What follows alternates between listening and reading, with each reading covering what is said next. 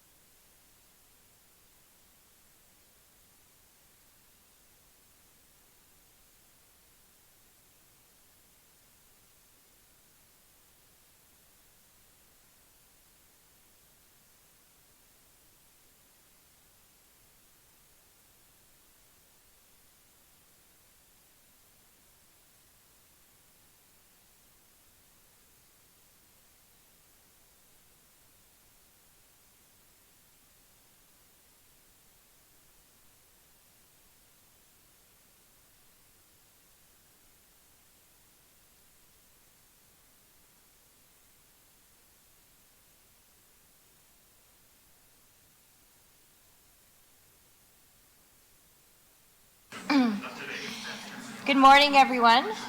As we begin today's meeting, we would like to acknowledge that we are gathering here today on the treaty territory of the Mississaugas of the Credit First Nation, and before them, the traditional territory of the Haudenosaunee, Huron, and Wendat. We also acknowledge the many First Nations, Métis, Inuit, and other global Indigenous people that now call Brampton their home. We are honored to live, work on, and enjoy this land.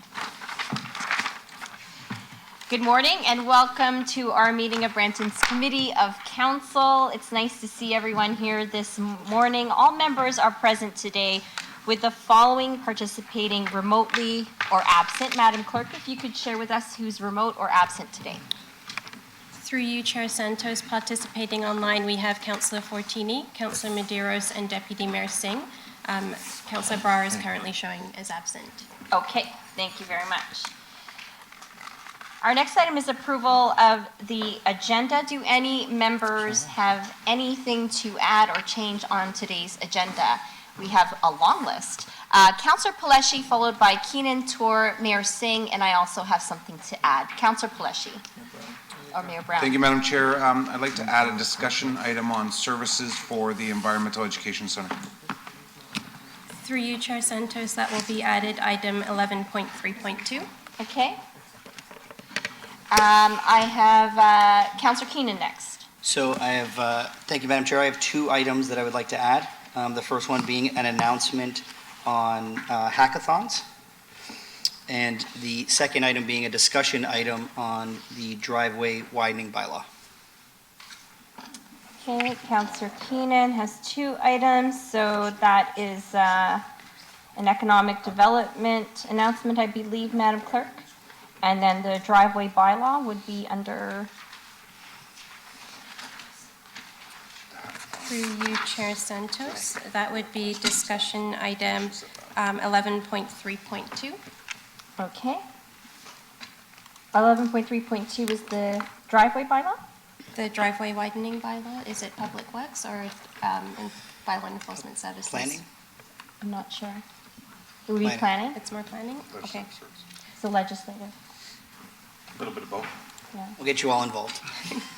Okay, so for convenience, we'll add it under legislative services because it is a bylaw, and that'll be 8.3.1. 8.3.1. And then the Environmental Education Center I have is 11.3.2 from Councillor Paleshi, I believe. That is correct. Okay, perfect. Okay, Councillor Tour. Thank you, through you, Madam Chair. Just want to add an announcement regarding the Economic Development Annual Report. Okay. And I will also request that some of these announcements and delegations will be here from high school students, and I think they're in the audience here. But there they are, but they got to go back to school. So if we can move them up on the agenda, please. Okay. Thank you. Thank you very much.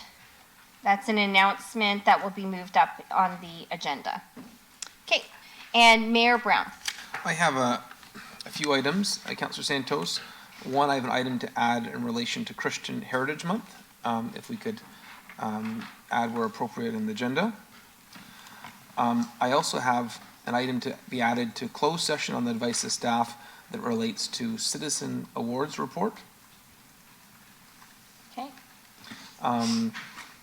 And then also there's another item in camera related to, I've spoken to the city solicitor about, related to the Heritage Theatre block.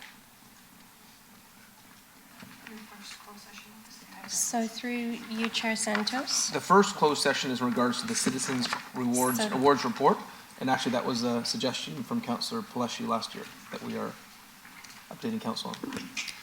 Through you, Chair Santos, that will be item 15.3. Okay. Okay. And the additional closed item will be 15.4. And then I have one final request. I've been informed by staff that we have Dr. Petra here, who is one of the smartest minds in transit electrification in the country. And we may remember her from the presentation she made when we had the initial electrification routes that were presented. I'm told she is on a tight schedule, so maybe after the high school students give their presentation, the request is if we can vary the agenda to have that presentation. Is that, sorry, Mayor Brown, is that an announcement or a delegation? That is the transit report on the electrification. Okay. So What item is that, Heidi? it's a delegation. 11.1. So it would be an added delegation to report 11.2.1? no.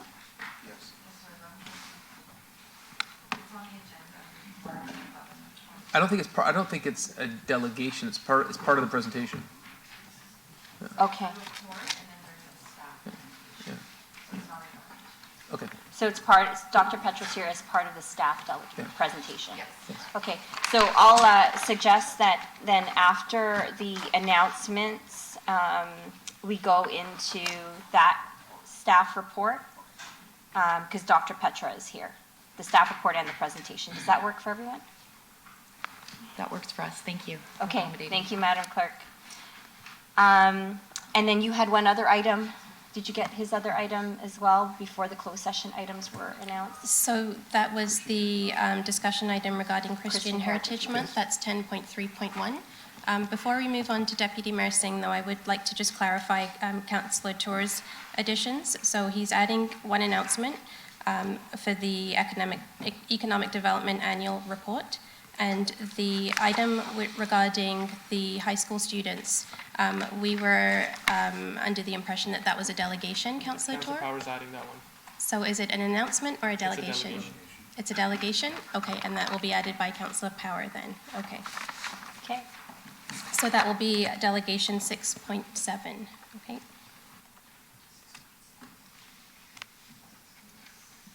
And we will receive that delegation first, followed by the staff presentation with Dr. Petra, and then proceed through all the other delegations for today.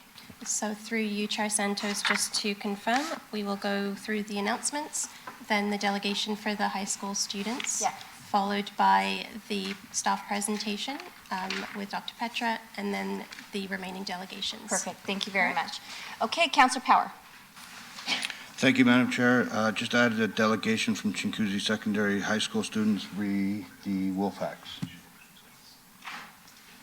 Okay, a delegation from Chinguacousy Secondary students regarding the Wolfhacks from Councillor Power. Added delegation number sounds like 6.7 or 8. Through you, Chair Santos, I would like some clarification. I believe that's the item that Councillor Tour just spoke to, which we just added. Okay, Is that it not is. the same? Yeah, it is the same. Okay, so it's 6.7, it's added, it's a delegation. Okay.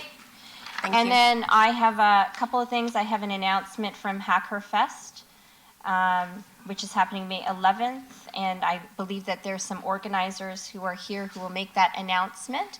And then I'd also like to add a discussion item regarding the Century Gardens soccer courts. Through you, Chair Santos, the announcement regarding Hackerfest, we have that listed as 5.3. Yeah. And then the discussion item regarding the soccer court at Century Gardens, that will be 12.3.1. Awesome. Okay. Madam Clerk and members of committee, we have a lot of amendments to our agenda today. I have a motion from Councillor Paleshi. Oh, sorry, Councillor Paleshi, go ahead. Thank you, Madam Chair. It's a whole lot of added items, and I think there's a rule under the procedural bylaw that only a member can add only one item. Can we check on that? Not for right now, because sometimes we do stuff that, anyways, if we need to change the procedural bylaw, maybe we change it. If we need to start enforcing it, maybe we start enforcing it, but can we just highlight that and have a look, please? Thank you, Madam Chair. Thank you very much. So motion moved by Councillor Keenan to approve the agenda as amended. Madam Clerk, before I do that, are there any other additions to the agenda on your side? Through you, Chair Santos, I would just like to highlight for item 6.2, it's a delegation regarding the Maliva Kyle Genocide Memorial Cup.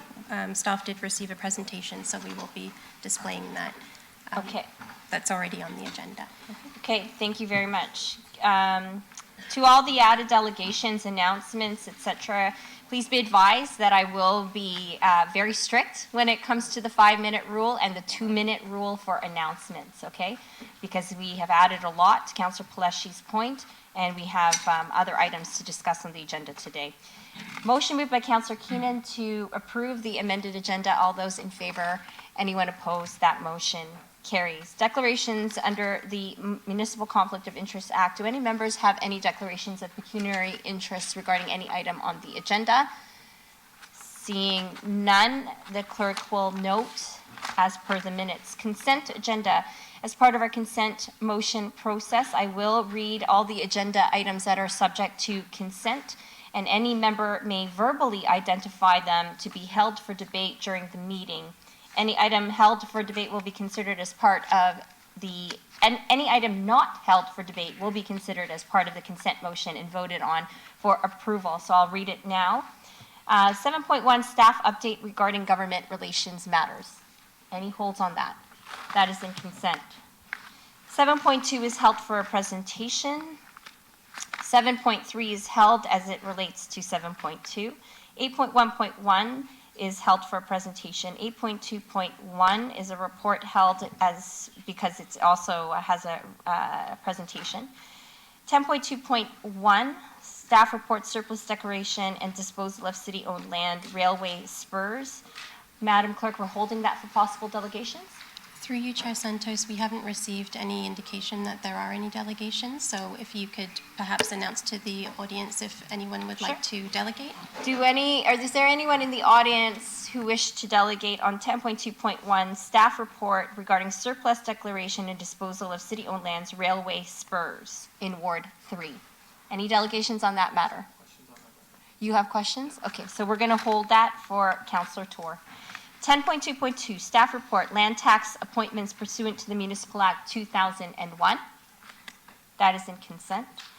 10.2.3, staff report, tax adjustments, cancellations, and reductions pursuant to the Municipal Act 2001. That is in consent. 11.1.1 is held for staff presentations. 11.2.1 also held for staff presentations. 11.2.2 staff report, budget amendment, developer reimbursement, spine servicing agreement in Ward 10. That is in consent. 11.2.3 staff report, budget amendment has been held. Report has options that council needs to consider. 11.3.1 minutes, environment advisory committee in consent. 12.2.1 staff report, Emancipation Day memorial artwork design concept. That is in consent. 15.1, the report contains open session recommendations. Anyone wish to hold 15.1? No? Okay, that is in consent, Madam Clerk. I guess we can show the recommendations after. Okay, 15.2 is held for discussion. The clerk will now summarize the items held by members for consideration or not part of the consent motion prior to the approval of the motion. Madam Clerk, over to you. Through you, Chair Santos, the one item that has been held by Councillor Tour would be 10.2.1, staff report regarding surplus declaration and disposal of city-owned land, railway spurs in Ward 3. Okay. Great job, members of committee, on the consent agenda. Motion from Councillor Tour to approve the consent motion. All those in favor? Anyone opposed? That motion carries. We now will move into announcements. I believe there was one announcement, Madam Clerk, or two announcements added by one by myself and one by Councillor Keenan and one by Councillor Tour. Which announcement is first, Madam Clerk? Through you, Chair Santos, the announcement on the hackathons is 5.1 added by Councillor Keenan. Okay, Councillor Keenan, this one is yours. Thank you, Madam Chair. So the Economic Development Office is announcing several tech events that are leading up to the 2024 Collision Conference in June. We are all excited for that. That office is doing one heck of a job for the city, so thank you for that. And we have Jasmine with us, Coordinator Innovation and Tech, to provide an update of the events in May. Thank you. Good morning, Mayor Brown and Council. Through the chair, it is my pleasure to speak on behalf of the Economic Development Office to share a number of wonderful tech events happening in May. This is an opportunity in the lead up to Collision to highlight Brampton's talent pipeline and build momentum on Brampton's thriving tech scene. I would also like to highlight that we have some students here today that will speak further details about hackathons listed here. Students from Chinguzi Secondary School representing Wolf Hacks 2024, and some students from Harold Bratwaite representing Hackerfest. By supporting these hackathons, we continue to encourage and foster the growth of our talent pool in Brampton and invest and support in our youth. It's an incredible business attraction tool as it highlights the incredible talent in our community. In addition to the hackathons, we'll be running our quarterly Startup Youth Huddle in partnership with NFTE. This event is an opportunity for early stage startups to pitch concepts and get feedback from their peers, but most importantly, to build their network within our community. Finally, on May 23rd, I would invite the May iteration, or invite you to attend the May iteration of Brampton Tech Talks, which will be focusing on women in tech. For this panel session, we'll have representation for Brampton's Innovation District, including Altitude Accelerators Hessie Jones and female-founded startup from Brampton Venture Zone. We will also have featuring Toast, a collective focused on reducing the gender parity in tech jobs. I would also like to note that we have our ongoing bi-weekly Coffee and Code program in collaboration with the Brampton Library. As you all can tell, the month of May is incredibly busy for the Innovation and Tech team, and we appreciate the ongoing support from Mayor and members of Council, which have allowed us to continue to build and strengthen our reputation for tech excellence, not only throughout our Innovation District, but the entire city of Brampton. Thank you. Good timing, Jasmine. Thank you for that announcement. The next item is 5.2, an announcement from Councillor Tour. Through you, Chair Santos, will we have a motion to receive all the announcements at the end? Okay. Yeah. Correct, Councillor Tour. Yes, so Economic Development Annual Report, and Claire Barnett, or Denise McClure, is here from Economic Development for that announcement, and I believe we have this also on Council. Thank you. Good morning, Mayor Brown and members of committee. On your desk, you will see a sample of our 2023 annual report. This is just a print sample from the print shop downstairs. Full-size reports will be delivered to your offices on Monday. I'm pleased to be here on behalf of the team to announce the release of our report today. It will be sent out through our media team in a release. You will receive social media tiles. It was a record-breaking year for Brampton. We have now reached over 100,000 businesses, and this is a 13% increase year over year, which is fantastic. As you know, construction values are booming in the city. We are welcoming businesses internationally to the city of Brampton and growing businesses right here at home. In 2023, we welcomed Axiom Packaging, an expansion from Magna International, and of course, Electra with their new operations center with 400 employees. As well, the Brampton Entrepreneur Center supported the growth of small businesses in our community with 12,000 client inquiries and over 1,300 consultations in 2023. And the Brampton Innovation District had significant milestones this past year. The Brampton Go Station was renamed the Brampton Innovation District Go, and the Brampton Angels launched in March of 2023. Thank you, Mayor Brown and Chair, Councillor Tour, and Vice Chair, Councillor Santos, and of course, Marlon, for your leadership. You have always prioritized growth of businesses in the community. Thank you for attending the numerous business visits, for the leads that you have provided to our office, and we've worked really hard to close.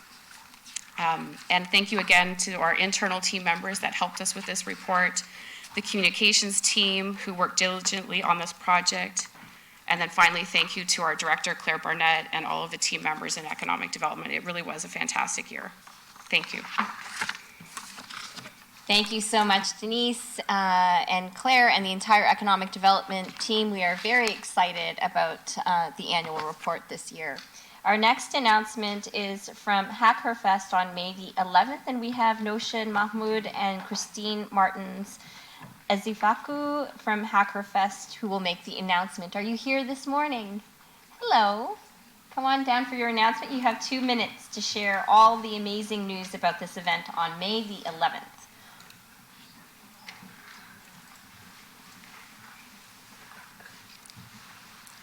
Greetings, Council. My name is Notion. And my name is Christine. And we're here today to represent the HackerFest, a female-centric hackathon aimed to break down barriers for women in tech.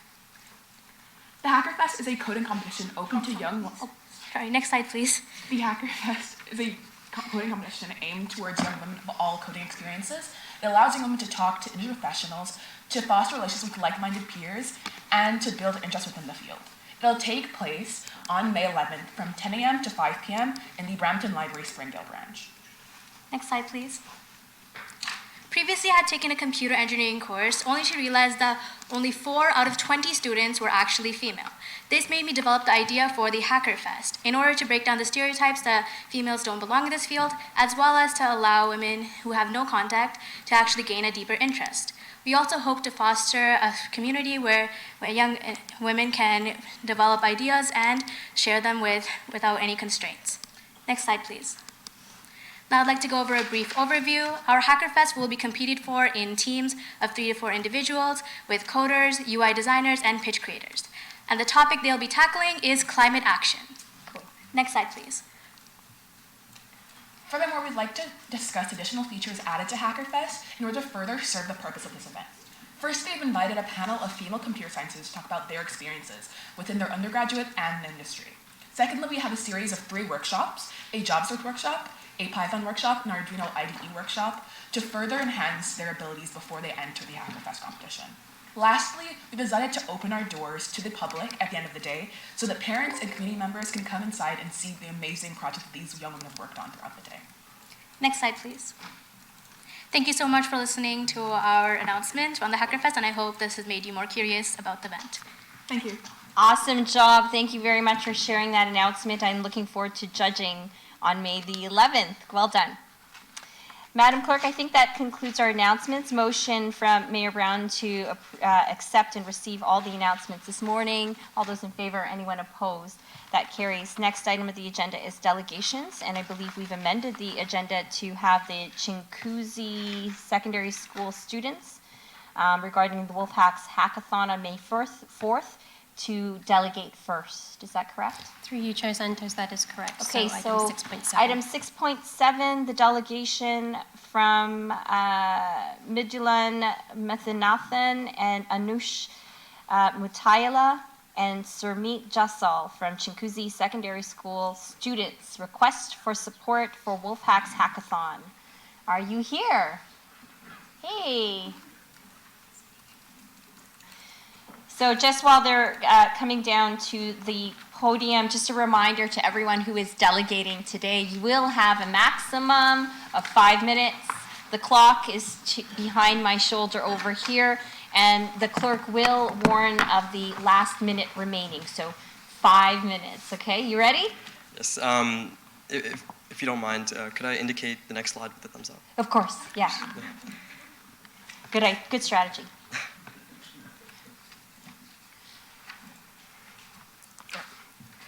Webster's Dictionary defines a language model, or LLM, as a type of artificial intelligence that understands and generates human language based on the data it is learned from. If we imagine the city of Brampton as a living, breathing LLM, what data would we feed it? What would we want it to learn and replicate? Right off the bat, the input, that being the data it's trained on, would be the combined lived experiences of our citizens, that being the skills we have and continue to develop. The patterns in the data set would be the relationships we have with one another and the connections we continue to strengthen. So just as an LLM learns from vast amounts of data to solve problems, make decisions, and generate new ideas, so does our community learn and grow from the contributions of its citizens. Our hackathon, Wolfhacks, can be thought of as a set of training data for this city-scale LLM. Each year, through Wolfhacks, hundreds of young minds input new, dynamic data into the network of Brampton, enriching the city's knowledge base and enhancing its ability to address future challenges creatively and effectively. Solutions to environmental challenges, software to improve city services, and designs that enhance our quality of life. These inputs from our youth are not just solutions for today, but learning materials for our city's ongoing growth and adaptation. Good morning, Council, and thank you for taking the time to hear us today. Even more so, thank you for considering the opportunity to support Wolfhacks 2024. My name is Midulun Madinathan. I'm the Senior Community Liaison of the SciTech Activity Committee, and I'd like to start by going over exactly what you could be supporting. So for those unfamiliar, We're Chinguzi Secondary School's SciTech Activity Committee. We're a student-run organization within our school, and our members are made up entirely of students from the SciTech Regional Program. The word hackathon is a portmanteau of the words hacker and marathon, and it's an event where people engage in rapid and collaborative engineering over a relatively short period of time, developing solutions for a given problem statement. WolfHacks is what we call our landmark annual hackathon, and it's something we've been doing for 6 years now. But it's not just the biggest event of its kind in Peel. It is a breeding ground for innovation, collaboration, and inspiration among young innovators. We bring together more than 300 students from grades 7 to 12 to tackle real-world issues through technology and innovation. For example, this year our challenge revolves around increasingly advanced artificial intelligence and its implications for humanity. And we're very excited to see what our competitors come up with. Now, just to go over some numbers briefly, we've had over 1,500 plus applicants since we started just 6 years ago. And that's 1,500 people that have been positively impacted by our work. Apologies for the lack of visibility in the slides. Every year we offer more than $10,000 in prizes, but despite this, we've maintained a record of absolutely $0 made from application fees. In other words, our event has always been free to attend for our youth and continues to be to this day. This is all made possible through student-acquired sponsors and grants, and just in the last few months, we've raised over $12,000 in funding. In future years, we plan on growing even bigger. The real rate limiter for participant growth is not interest, but rather venue size, which is why we plan on expanding into the Rose Theatre in future years so that we can have an even greater impact on the community. Now, to speak to the specific impact WolfHacks has had, I'd like to call my friend Akshata. My name is Akshata, and I'm the chairwoman of the SciTech Activity Committee. As we reflect on previous WolfHacks, one memory stands out to me. It's about this young student I met who was not confident in her ability to keep up with the incredible competitors she was up against. And let me tell you, standing here as the only girl, it's like looking back at a younger version of myself. I remember how she hesitated at first, her eyes betraying excitement and apprehension as she took a seat. But as the day went on, I had the chance to see her leave her comfort zone, and by the end of the day, she was more confident and ready to take on new challenges. But you know what truly struck me? It wasn't her determination that left a lasting impression. It was a glow of pride that illuminated her face as she presented her solution. That right there, there's 1 minute remaining. Thank you. That right there is what WolfHacks is all about. It's moments like these that remind us why we do what we do. It's more than just coding or hacking or building. It's about fostering a community where every attendee, regardless of age or experience, can find their moment to shine. Hey Council, my name is Nihal and I'm the chairman of the SciTech Activity Committee. I want to start off by emphasizing that WolfHacks is an event that's funded solely through community sponsorships and locals. To make this event possible and to give our students the best experience that we can offer, it's always a hard decision when deciding to invest in things like swag and prizes as opposed to investing in an incredible experience at a beautiful venue like the City of Brampton. For these reasons, the SciTech Activity Committee is requesting that the Council waive the $3,000 insurance and or additional fees associated with utilizing City Hall. This would allow us to focus our attention on investing in resources that nurture innovation and foster student growth. Thank you. Thank you so much for your delegation, and sorry about some of the technical difficulties in showing your slides. Councillor Tour has some questions. Councillor Tour. Thank you, through you, Madam Chair. No questions really. Super excited to see this event happen again. I was there last year, part of this event, and I think the request is the same as last year, to see if we can waive the rental fees that you have for City Hall. Seeing that this is a great event put up by students, happy to see more and more students participate in this and see this hackathon grow. So I would be happy to move that motion forward at this time if it's appropriate, as we receive the delegation, that we go ahead and waive the, refer back to staff on that. Sure. Yep, through the chair, there's no report accompanying this delegation, so it would be either receiving the delegation or referring it back to staff at this time. I'll refer back to staff then on that, and to look at the how we can waive the rental fees.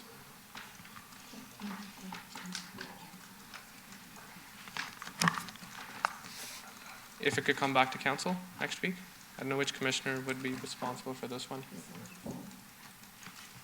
Thank you, Councillor Tour. So there's a referral motion back to staff to look into waiving the fees.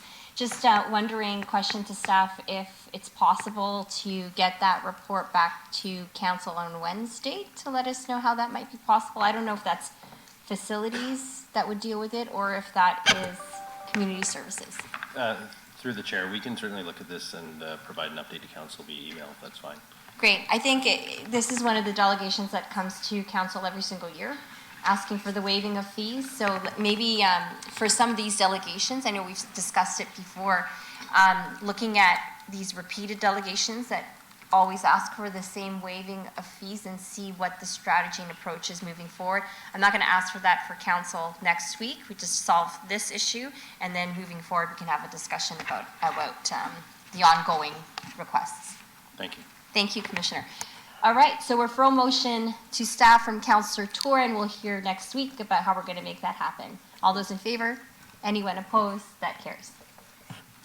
The next item on the agenda is an amendment to the agenda. So we're going to bring forward 11.1.1 staff presentation regarding Brampton Zero Emission Bus Strategy and the corresponding report 11.2.1.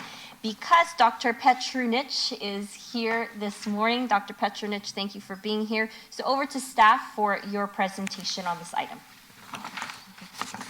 Thank you, Madam Chair. Good morning, Mayor Brown and members of council. We're here today to present our electrification strategy that we have been working with the Canadian Urban Transit Research and Innovation Consortium, otherwise known as QTRIC.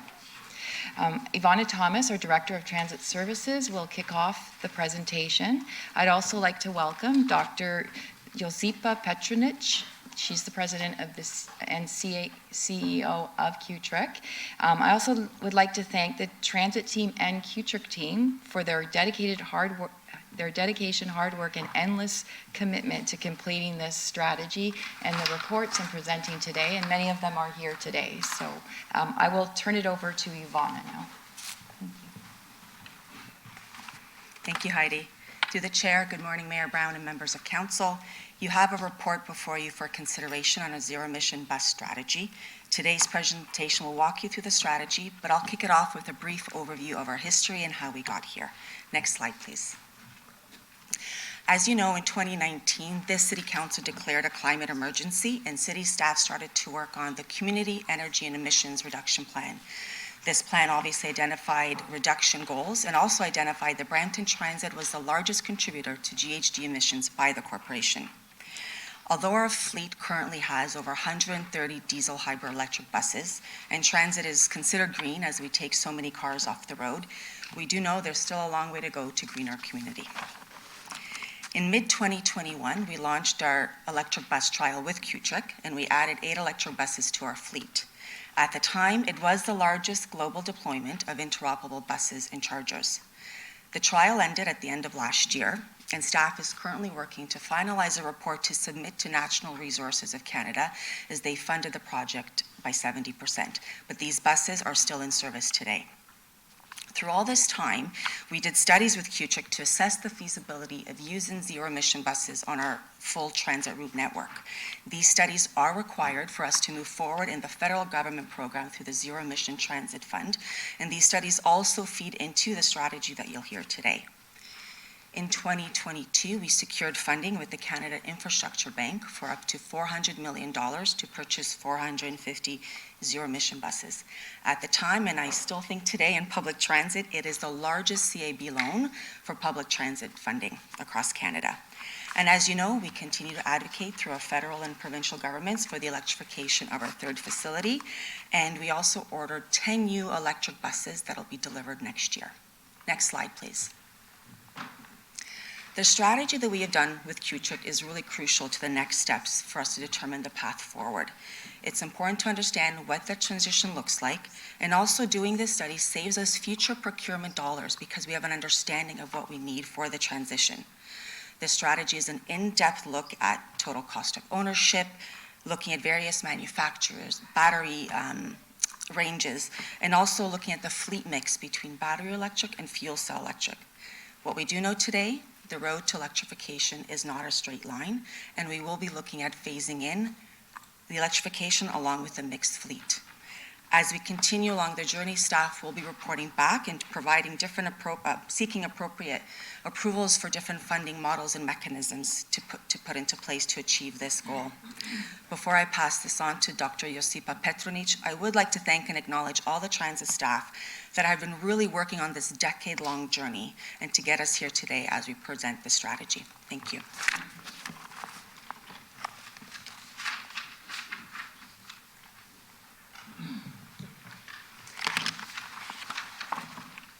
Thank you so much, Ivana, and it's a real pleasure to be here. Through the chair to the councillors, I appreciate your time. We have a lot of information to get through, so it's going to be a bit of Science 101 in 15 minutes, but no doubt, hopefully, the core messages will come across. So what I'd like to do is maybe move to the next slide. We'll just start off with the presentation. The goal here was essentially to say, if Brampton Transit were to electrify, could you do it with just battery electric buses? Do you need hydrogen fuel cell buses? Do you need a combination? How expensive will it be? Who's going to pay for it all? And essentially, can you do it by 2040 to get to your zero emissions goal? So hopefully we have the answers for you here today. They're big, they're expensive, they're complicated, but they have to be done. So next slide.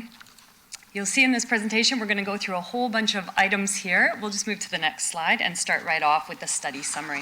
I'm going to paint the scene here for you a little bit, just to give you the sense of what then gets into the technical details in about 10.5 minutes from now. So if we move to the first slide, we're going to go through what we call the energy analysis, the facilities analysis, the social analysis, the environmental assessments, and all of this good technical stuff. It basically allows us to say, how much energy are you going to need? Do you even have that energy to provide? Do you have the real estate for all of these chargers and in your depot? And then what's the environmental outcome of all of this? If we can move forward to the next slide. Next slide, please. So we're going to start off here with what we actually looked at for you. There's only so many offerings in the marketplace. It's not the automotive sector. There's a limited number of manufactured products out there. So what we looked at first off was, what if you electrify with battery electric buses only? Secondly, we looked at what if you electrify with hydrogen fuel cell electric buses? And third, we looked at what if you mix these fleets? Is there a better option for you? We'll go to the first slide.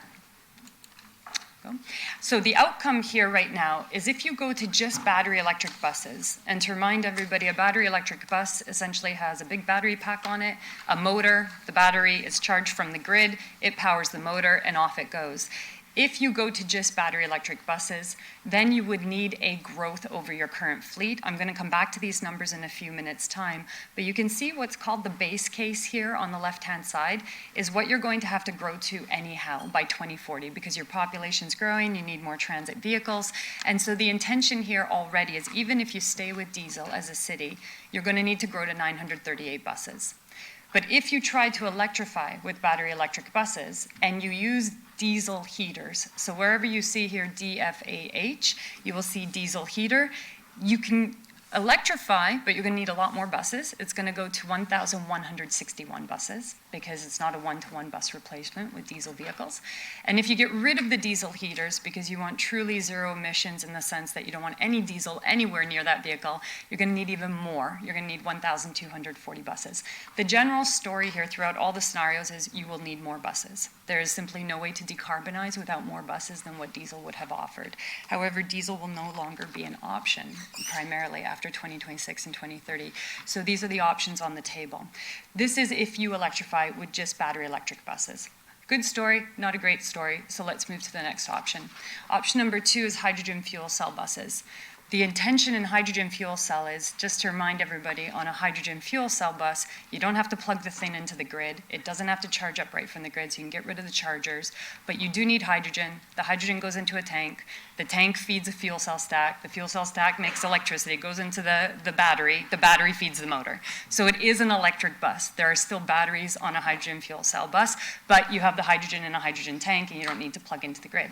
This is deemed usually the easier option. That's generally really the sense out there. But in your scenario in Brampton, you have really aggressive routes, you have very long routes and blocks, you have a high ridership, there's all these load requirements in your system. You actually end up needing more hydrogen fuel cell buses to electrify your fleet than you would if you went with battery electric. So in Brampton's scenario, with your aggressive community growth and the blocks that you serve, your service area, you'd need about 1,400 buses. That's very large, over the 938 that you would need anyhow by 2040 just to accommodate your population and ridership growth. So you're looking at quite a large growth to decarbonize. Let's go to the next slide. Scenario 3 is where we land on, where we're recommending Brampton really land on as well. It's an optimized solution between battery electric and a hydrogen fuel cell. Here again, what you see is if you just stick with diesel, you're going to need those 938 buses by 2040. If you go with battery electric combined with hydrogen and you use diesel heaters, you need about 1,100 buses. If you get rid of the diesel heaters and use electric heaters, you need a few more buses because the battery runs out faster. So what we're recommending is right down the middle there that you're going to go ahead with a scenario 3 mixed green fleet solution that has some hydrogen buses, some battery electric, and diesel heaters on board. It's going to require the fewest number of vehicles over and above the number of diesel vehicles you need.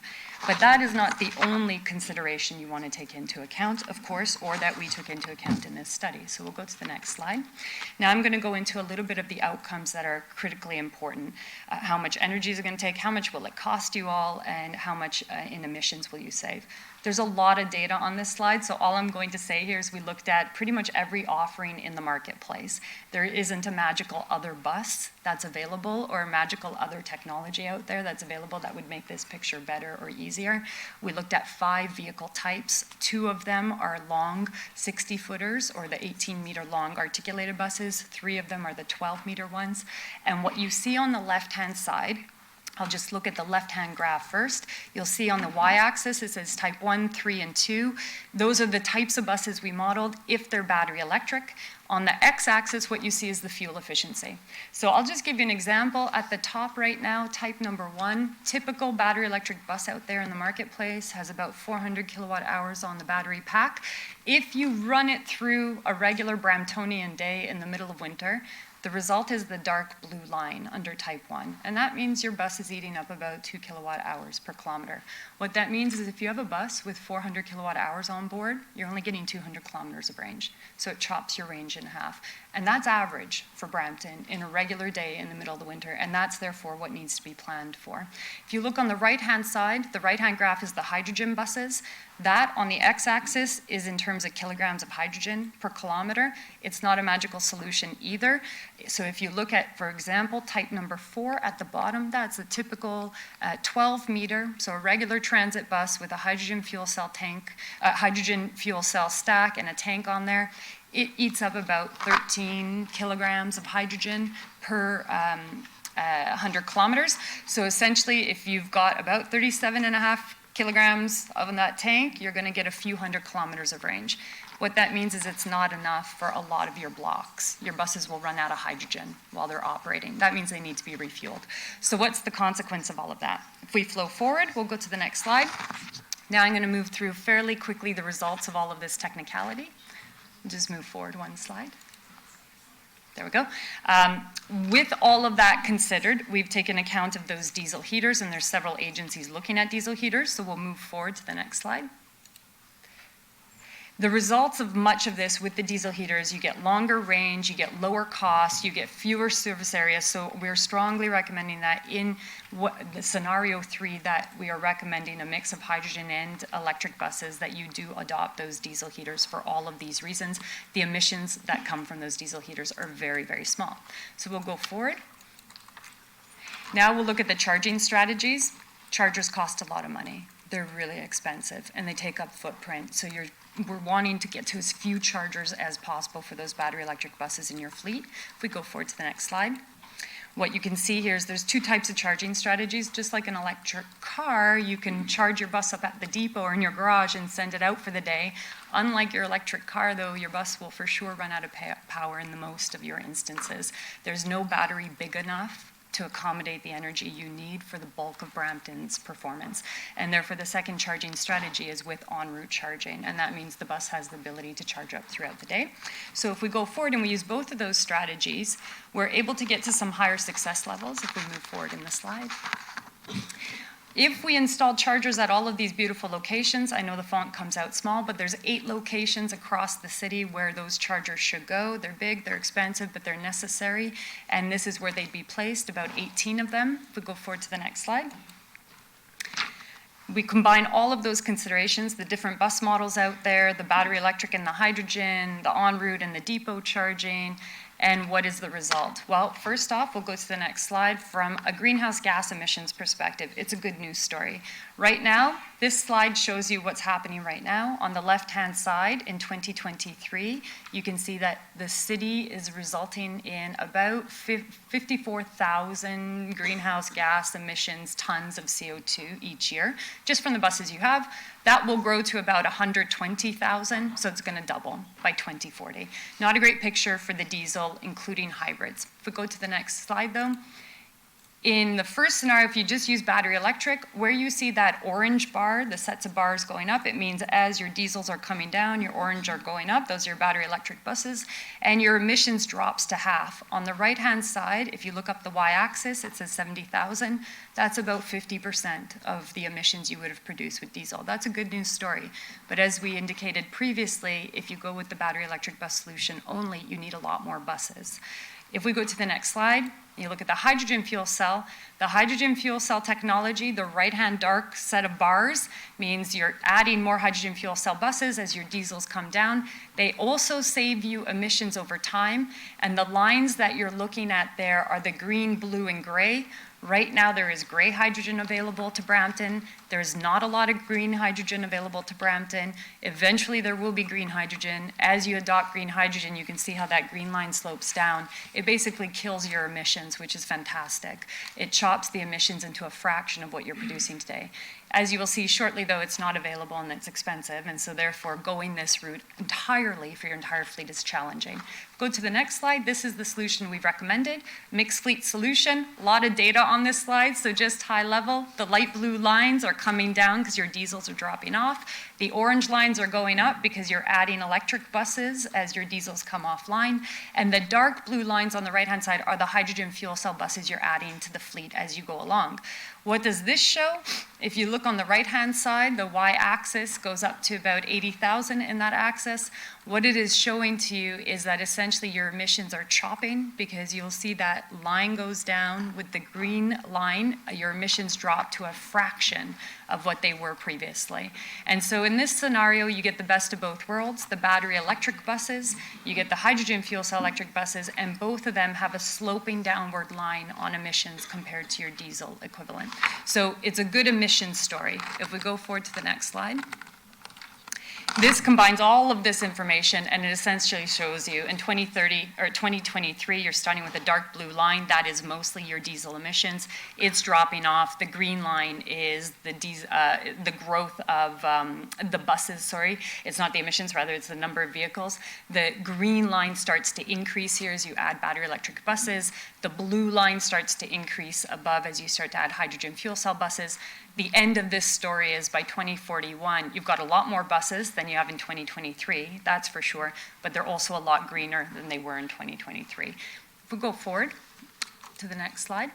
Here, I want to talk a little bit about service requirements because it looks like a great emissions story, and we're going to talk about the money in just a moment. That's a little bit more challenging. Before we get there, we want to talk a bit about how many more labor hours are required.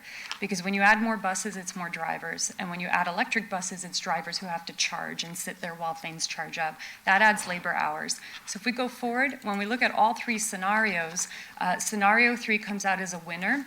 Scenario number 1, if you look there at the 7%, it means you need 7% more labor hours. If you just electrify your current fleet, if you electrify your growth fleet all the way to 2041, you'll need about 7% more labor hours. That's coming off the budget. If you go to hydrogen fuel cell, number 2, you need fewer additional labor hours because there's not charging. There's not the charging time that adds the time for labor. But as we mentioned before, hydrogen fuel cell adds a whole lot more buses and more real estate and complexity. So we go to scenario 3, which is the mixed fleet solution. We've landed there. It's 7% more labor hours for your current and growth fleet. It's a pretty good outcome given the conditions. So we'll go to the next slide, and all of this gets baked into the economic analysis that I'll share with you in just a moment. The facilities analysis now, if we go forward, you have currently two depots right now. And so we took a look here at what will it also cost to fit all these battery electric buses and fuel cell buses into those depots. The current Sandalwood facility needs about $86 million in retrofits right now to be able to accommodate the electric and hydrogen buses that would have to go there. The Clark facility will need about $46 million in retrofits. And then there's a third and possibly fourth facility that will absolutely be required, and they're going to land in the hundreds of millions of dollars zone. If we go forward, those third and fourth facilities were not part of this analysis, so I just add the caveat here that the economic costs here are based on decarbonizing entirely, however, not adding those third and fourth facilities into the economic cost. So we'll go here to the economic cost, and this leads us nearly to the conclusion. We'll go forward one slide. You can see here, this is a snapshot, and I'm just going to explain to you, this is a snapshot of each type of bus on a per bus basis. How expensive are they compared to each other? So total cost of ownership. If you look on the left-hand side is your diesel. Your diesels cost you about $2 million over 18 years. That's what it costs to buy them, maintain them, operate them, and there's a whole bunch of reasons. All those colors indicate what goes into that cost. If you look at BEB, where it says BEB, that is a battery electric bus. A battery electric bus today is going to cost you over 18 years about $3 million. So it's just more expensive on a per bus basis. If you look at hydrogen fuel cell buses, depending on the type of hydrogen you use, if you use green and you find green and we find green, it's the most expensive type right now. The same bus operating in the same conditions will cost you $6 million over the course of 18 years. So this is why we often say in decarbonization, it's 2 to 3 times the price of what diesel is. Decarbonizing will be pricey, and so we have to look at what the net benefits are. When we take all of this economic data and we plunk it into your fleet across the entire system, your depot, your chargers, your hydrogen, and your buses, go to the next slide. The outcomes over the total 18-year life cycle with hydrogen price points varying between $8 to $40 per kilogram, with or without diesel-fired heaters, and with the federal rebate, we come to the following conclusions. Go to the next slide. If you just stick with diesels, or as a city, we attempt to stick with diesels, then it means we will anyhow have to spend $1.6 billion in capital and $6 billion in operation by 2040. That has to happen anyhow just to move the people in the city already in the growth. If we move forward to scenario 1 and we just try to do it with battery electric buses, so if we go forward one slide, it grows to about $3.5 billion in capital costs, about just under $6 billion for operating it all. And there's a bit of residual value left at 2040, so the total price tag is about $8.9 billion to decarbonize while growing your fleet for your growing community with just battery electric. If we go to the next slide. If we do just hydrogen fuel cell, it's more expensive. It lands at $9.8 billion in the same time period, same fleet, same size, same passengers. Go to the next slide. This is where we've landed and recommended with the green check mark. It will be about $8.9 billion. It is the cheapest of the 3 decarbonized options. It is a combination of battery electric and hydrogen fuel cell. You can see that the capital is about $3.4 billion and the operation will be $5.7 billion. If we go forward now to the conclusions, we want to now capture this with the environmental life cycle. If all of this money is going to be spent and all of this complexity and this decarbonization is going to happen, is it actually going to be good for the environment judged from a life cycle? So previously we shared with you what is the emission savings, but you have to now consider all the other things. So if we go forward one slide, the traditional assumption is that emission savings out of the tailpipe is what we're focusing on, and that is important. There's a massive savings, over 90%. But the federal government now does require, and this is pretty standard across Canada now, that everything else is included. Where are the buses made? How are they shipped to you? How are the facilities and depots and the cement made? How are the charging systems deployed? The fuel, where does it come from, Ontario's grid or somewhere else? Once you operate the buses, are there any emissions? Once you have all these buses in your depots, you have to heat them all, so there's additional heating costs and heating emissions. And then you have to replace the batteries and the fuel cell stacks, and you have to recycle the stuff at the end of the life. All of that together is the pollution picture for decarbonization. So if we go forward, the total picture is still a good one. If you look on this slide over 18 years, your diesels on the left-hand side are looking pretty dirty in terms of emissions over 18 years. It dips down radically when you go to battery electric buses because Ontario's grid is quite clean, and even when you add the manufacturing and the shipping and the installation, it's still very green. It goes up again with hydrogen depending on what kind of hydrogen you use. So if we go forward and we integrate all of this into the total emissions picture, the great news story for Brampton is decarbonizing with scenario 3 that we recommended, that combination will reduce the emissions in the city, and it will reduce the emissions in this fleet by 68%. On the hydrogen side, it will reduce it by about 61%, a little bit less if we start with gray hydrogen. If we go forward, that's the emissions picture, so very good story in the sense that if Brampton Transit produces about 70% of the city's emissions and we reduce about 60%, it means the city hits its 50% emissions goals just by decarbonizing transit. And the last elements here, just to add social impact, this is something that we started looking at when racial equity and economic equity were in the news all the time. And so if we go forward one slide, now it's critical because the federal government will require housing equity and housing access as part of federal funding. The text comes out very small, I'm sorry, but the big picture here is if you look in the table, you'll see some names like South Industrial, Grenoble, Southgate, Central Industrial, County Court, and Kinnoll. Those are the places, those are the routes, those are the blocks where if you were to deploy your first battery electric or hydrogen fuel cell electric buses to the communities that are the poorest, that have the lowest level of education, that have the most likelihood of having a senior in the house and therefore necessarily dependent on mobility, those are the places to start. So these are the communities where social equity or the deployment of buses will do more social good than in other communities. Brampton has a lot of social equity policies already in place, but if we really nitpick on these elements, this is where some of the most equitable potential is. So I'll leave it there for the social equity analysis. It includes housing, and that's going to become more and more important with permanent transit funding.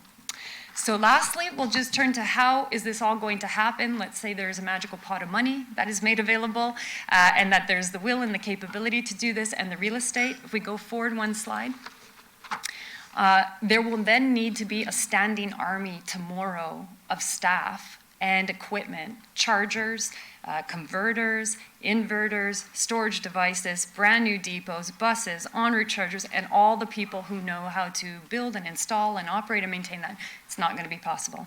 Most cities are not going to be able to hire tomorrow 1,000 new people that know all of this stuff. So what has emerged in the landscape is energy as a service offerings. It's new to transit. It's not new to other industries. The idea here is in starting with battery electric buses and hydrogen fuel cell buses, outsourcing the complexity and the problem of building the energy storage, building the chargers, building the depot. It's essentially design, build, operate, maintain for a service fee with the requirement that somebody is responsible for uptime and that there are penalties if those uptimes are not met. So if we go forward, we were asked as part of this study to take a look at, is this even possible in Ontario right now? Because it's a bit of a wild west in this landscape. The text doesn't come out too clear, but essentially we looked at everybody in Ontario that could offer something like an outsourced service of energy where they would design and build and operate, maintain the chargers and the hydrogen and deliver it to your door and guarantee that it's going to be up. If we go forward one slide, just to give you a summary, these are all of the stakeholders we interviewed. All of them have some kind of offering in this landscape. It is a very nascent industry. It is a very early industry, and yet is an extremely necessary industry almost tomorrow if an agency seeks to decarbonize. The benefits of energy as a service, of course, is you're outsourcing the problem to a bunch of people who should know what they're doing, and you can get going right away. The disadvantages, of course, is you're outsourcing the problem, which means you are not housing that technological knowledge in-house. There are lots of benefits associated with this that we saw in these interviews, and part of our recommendation in our report is that Brampton do consider taking a look at these emerging players going forward. Some of the benefits that we saw coming out of the landscape as it's emerging are things like sole sourcing versus RFPs, and whether to go to sole sole source or to public tender or a request for proposal around energy as a service. It is an emerging landscape, so within the report, we recommended that there are those options on the table. So I'll leave it there for the moment, and we'll just go forward to the finale slides here to conclude, and I apologize for having taken you over. The conclusions are, if we go to the next slide, from an emissions standpoint, scenario 3, mixed fleet, battery, electric, and hydrogen gets you 95% emissions reduction from the tailpipe in the city and gets you about 68% reduction overall. If we go forward one more slide. From a cost perspective, scenario 3 is the cheapest of all the 3 decarbonization options. And so that's a mix, again, of battery, electric, and hydrogen. Go forward one more slide. You will need a total in the city of 18 chargers. You'll need a lot of gigawatt hours of power and a lot of millions of kilograms of hydrogen. That will have to happen by 2040 in staged and incremental years. And if we go forward to the final slide, the result is that in scenario 3, your fleet will grow to 1,132 buses to accommodate what today could be delivered with 938 diesel vehicles. Having said that, I will conclude again on the point that after 2026 and certainly by 2030, given global and North American policies, it will be extremely difficult, if not impossible, to buy diesel vehicles. So as a result, one of these options has to come to bear. And Brampton is certainly not alone, but it is an absolute leader in the nation right now in terms of how far advanced it is. So with that, I'll just go to the final slide. I believe that is our conclusion slide. There's emission savings, there's lower total economic cost compared to other scenarios, and there's the smallest growth in your fleet, and therefore we have recommended through this 1.5-year long analysis, for which I thank the Brampton team for being one of the most scientific teams that we have had a chance to work with. We love math. We want to really thank them for coming to this conclusion. It is one of the best and most innovative solutions we've seen in Canada today. Thank you. Thank you so much, Dr. Petronich. And you know you're a doctor and an expert when. That was an incredible presentation. Thank you very much. I have questions for Mayor Brown, followed by Councillor Vicente. So, Councillor Santos, I love the fact that this evolution, this transformation for Brampton is based on data, and there's no one who's collecting more data on this transformation to a green economy and green transit than Dr. Petra.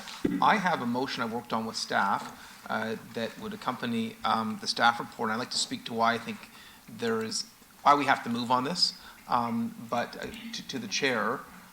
When can I move the motion? Because I think having the motion on the screen would be helpful to council. So I'll suggest, Madam Clerk, that we just bring the report on now and discuss the report in conjunction with the presentation, and we'll... So I'm going to ask the clerk to put the motion on the screen, so council members, this is moved by myself and Councillor Singh and Tour. The Deputy Mayor has been very involved in this as well, and I mentioned our Commissioner Milovic, when he was Transit Commissioner, was very involved in this. We had a lot of meetings lobbying for this in Ottawa. I know Councillor Pleshy and Santos, you were in a few of those meetings when we were pushing for help. And Heidi, thank you for your leadership on this more recently. We announced these 8 routes, the first 8 routes, I think it was 3 years ago. And I have to say, I was so excited at the time because we were going to be the first in Canada. We're not right now. Quebec is jumping ahead of us. There is a push and an investment in the green economy, and we've tripped a little bit. I remember when we had that announcement, and Dr. Petra, you spoke at that announcement. We had Catherine McKenna, who was the Minister of the Environment at the time, and I said that, this was Brampton. Bill Davis was one of our most famous residents. He created the Ministry of the Environment. If there's ever a city that's going to lead on the green transition, it was our city. I'm worried that we have been ambitious in our talk, but not as ambitious in the urgency. And it's why I am really hopeful we can move on this today, that we can make sure. I know there was challenges that there wasn't a provincial fund, but there was a federal fund. We have this partnership with the Canada Infrastructure Bank, and now that there's energy service partners that want to fund the missing parts, and we've had a number of groups, Electra, Power On, come in saying that they will loan the missing parts. We now have all the pieces in place that we can start this. And my plea to council is I don't want to see any delay. I hope that this staff report can come back as quickly as possible, with our options once you've done your due diligence on what the best potential options are for the city. But this is our responsibility. And if anything, I know this is ambitious and it's expensive, but if anything, my only criticism is that would it be ambitious enough? And I leaned over to Councillor Tour and I said, by 2041, we're going to have no diesel buses. I wish we could be even faster. Like 2041 is still a long way out. You know, it was Earth Day a few days ago, and I was asked to speak at my son's class on Earth Day. And they were all asking questions about what we're doing to protect our environment. And I want us to be able to say that this council, we've done everything possible to be a leader, to move quickly, to understand the urgency of the climate crisis that we face. And it has to go beyond talk. It has to be in words and action. And I think we're doing that when it comes to our recreation facilities, our tree plantings. Like, we are a leader.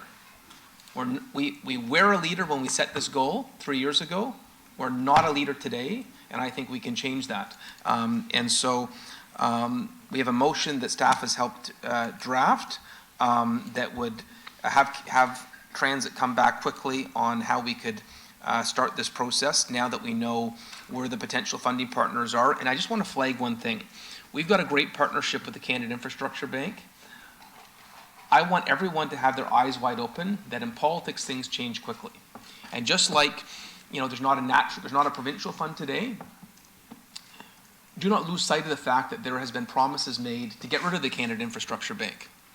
And, you know, everyone can see the tea leaves that there are changing political currents in Ottawa. And so the type of partnership we have with the Canada Infrastructure Bank today may not be available in a year or two.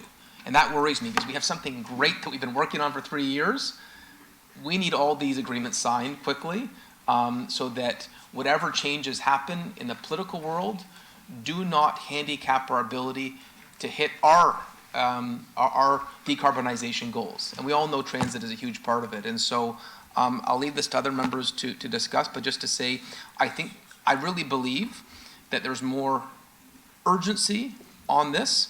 And I know, and so whatever comes back to council, I don't know, Heidi, would this take a month? Would it take 2 months to come back with our options?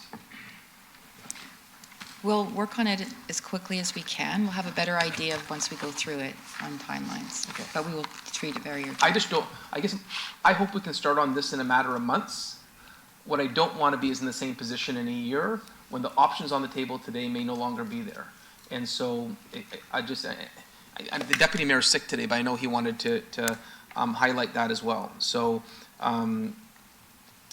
urgency is key. We have this responsibility to young people in Brampton to make sure that we're not ones that delay on this.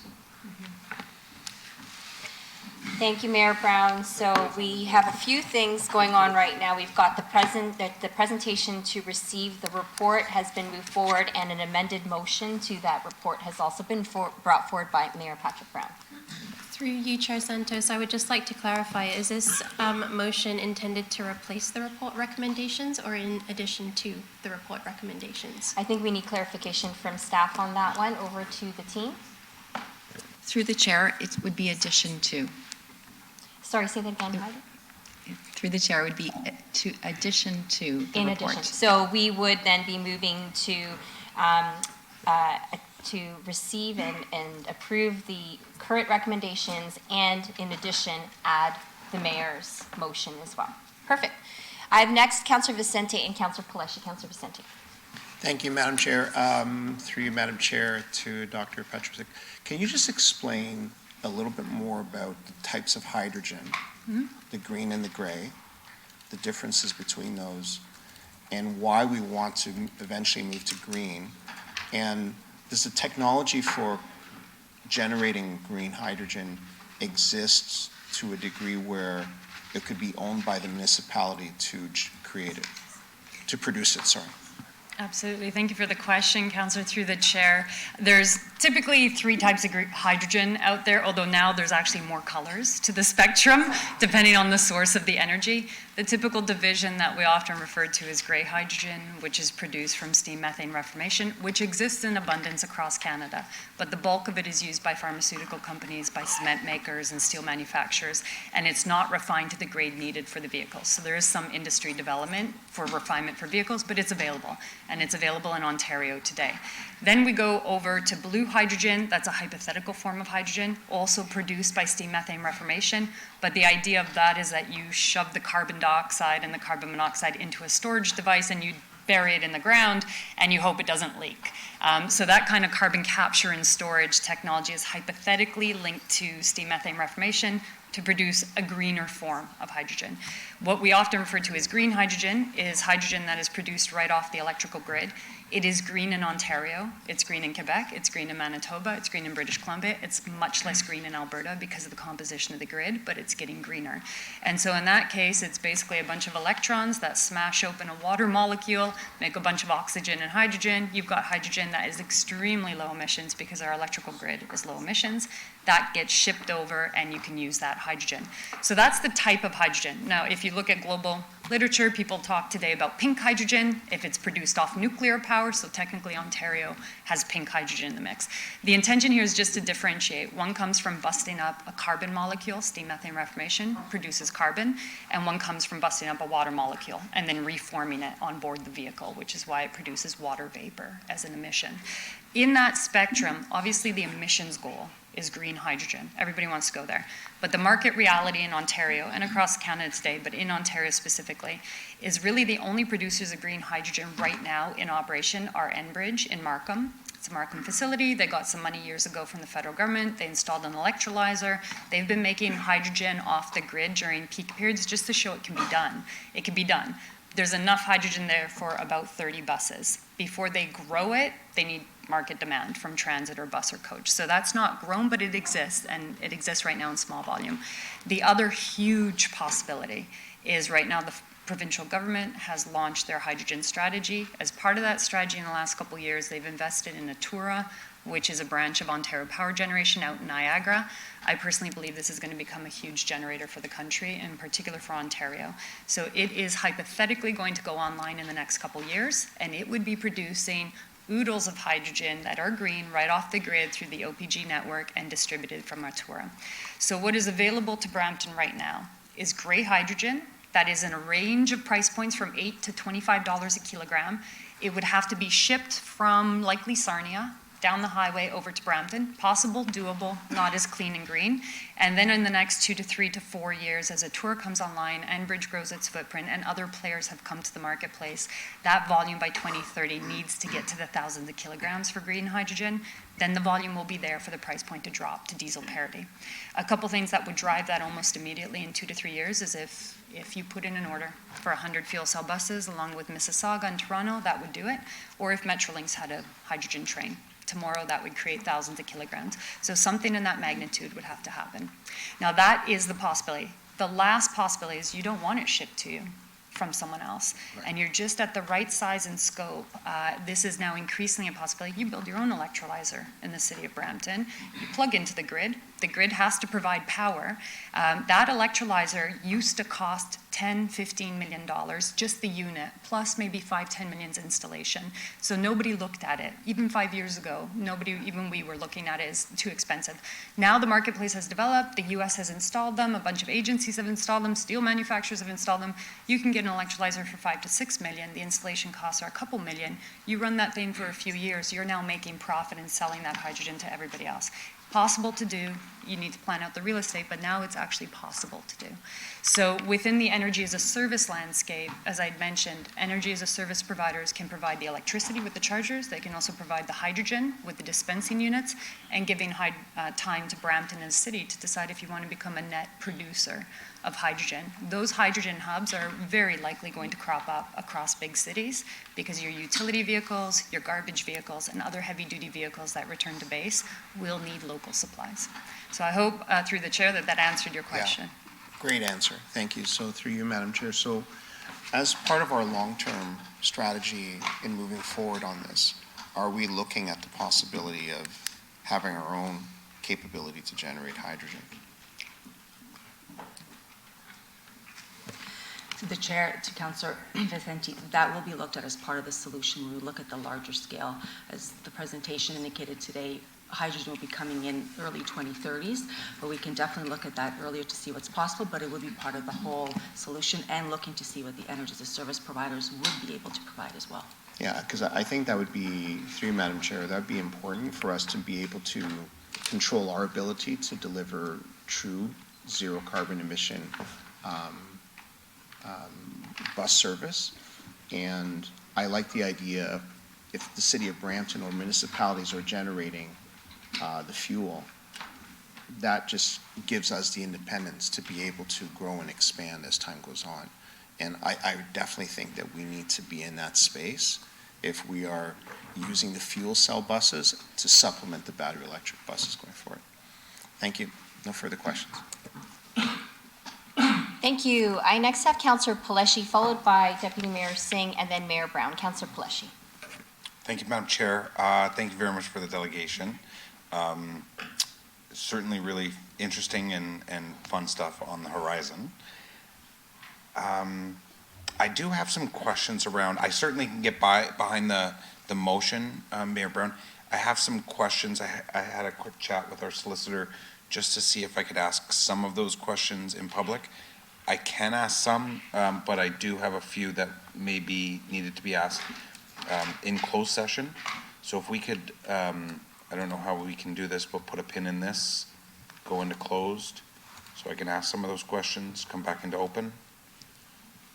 I think we could hold down the ratification of the motion until you've had a chance to ask those questions. I think we just need to the clerk 2/3 to do so and add that to in camera. Madam Clerk, your advice?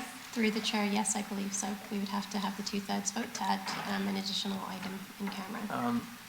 On this topic, Councillor Paleshi, Madam Clerk, if we add it to the agenda, could we continue our discussion here and then discuss in camera? Oh, 100%. I wouldn't want to stop. Okay. Yeah, I can. Okay. I can hold those questions and then just before ratification. So 2/3 vote to reopen the agenda and include an in-camera discussion as per what Councillor Paleshi would like to discuss. All those in favor, that passes. So we will add another in-camera discussion item on this. Councillor Paleshi, back to you. Thank you, Madam Chair. And just if we can, we have to announce why we're going into closed. Yes. So through the chair, if we're talking about prospective commercial discussions, we could go into closed for the exception 239-2K, position, plan, procedure, criteria, instruction to be applied to any negotiations carried on or to be carried on behalf of the municipality. Thank you. Motion from Councillor Paleshi. All those in favor? Anyone opposed? That's added to the closed agenda item. Councillor Paleshi, back to you. Thank you very much, Madam Chair. Just with relation to our, I don't want to get too much into detail with this one, but hydrogen, very exciting. The potential for having our own hydrogen, essentially, plant in the city of Brampton, where we're not bringing it in, where it's right here and we're producing it ourselves. I know that's something that members of CLT have definitely been in discussions with, because I was in there. So maybe if you can try and talk a little bit about that, but not too much, obviously. And if I can, through you, Chair, to Councillor Paleshi, just because of the background over the years on this, and this is why I'm weighing in now. Part of the whole analysis is how cost effective will it be for the city if they look at a capital cost of electrolysis devices that we have to put in, the cost to maintain that. We just want to be careful what we get ourselves into, because it's kind of like the Netflix fee. We want to have somebody provide everything behind where we just plug our bus in, because our expertise is in the bus side, moving people, and how do we pay for an energy service provider potentially to provide all that infrastructure and the technical ability to run all that. So that's something, though, Councillor Paleshi, that is something we need to consider and look at, because if there's a financial benefit, then certainly we should be considering that. but that's the analysis that has to take place if that's council direction. But we will be taking back, based on what I saw, some of the motion of having staff take that back, do the analysis with the appropriate people, and then bring that back at some point in time to council. Thank you, Alex, and I appreciate that. And so, and we as a municipality, we must look at, what is our, what is our main goal, and that's to move people. And I fully understand that. But you do have the opportunity where there's, members of council that have a little bit of private background. So, keeping in mind the tax implications for the residents of Brampton and opportunities potentially to lower the cost. And if that's venturing outside of what our day-to-day business is of moving people, then that's maybe something that we should be getting into and kind of changing that mindset if at all possible.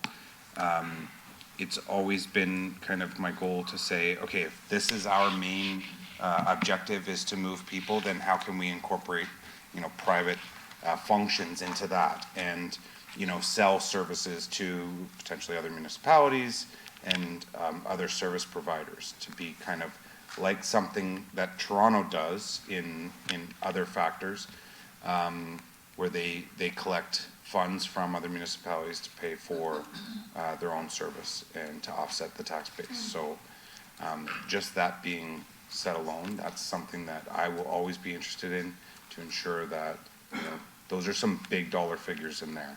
And as much as this is certainly the direction from every member of council that we need to go this route, because we've all been saying it for years and years.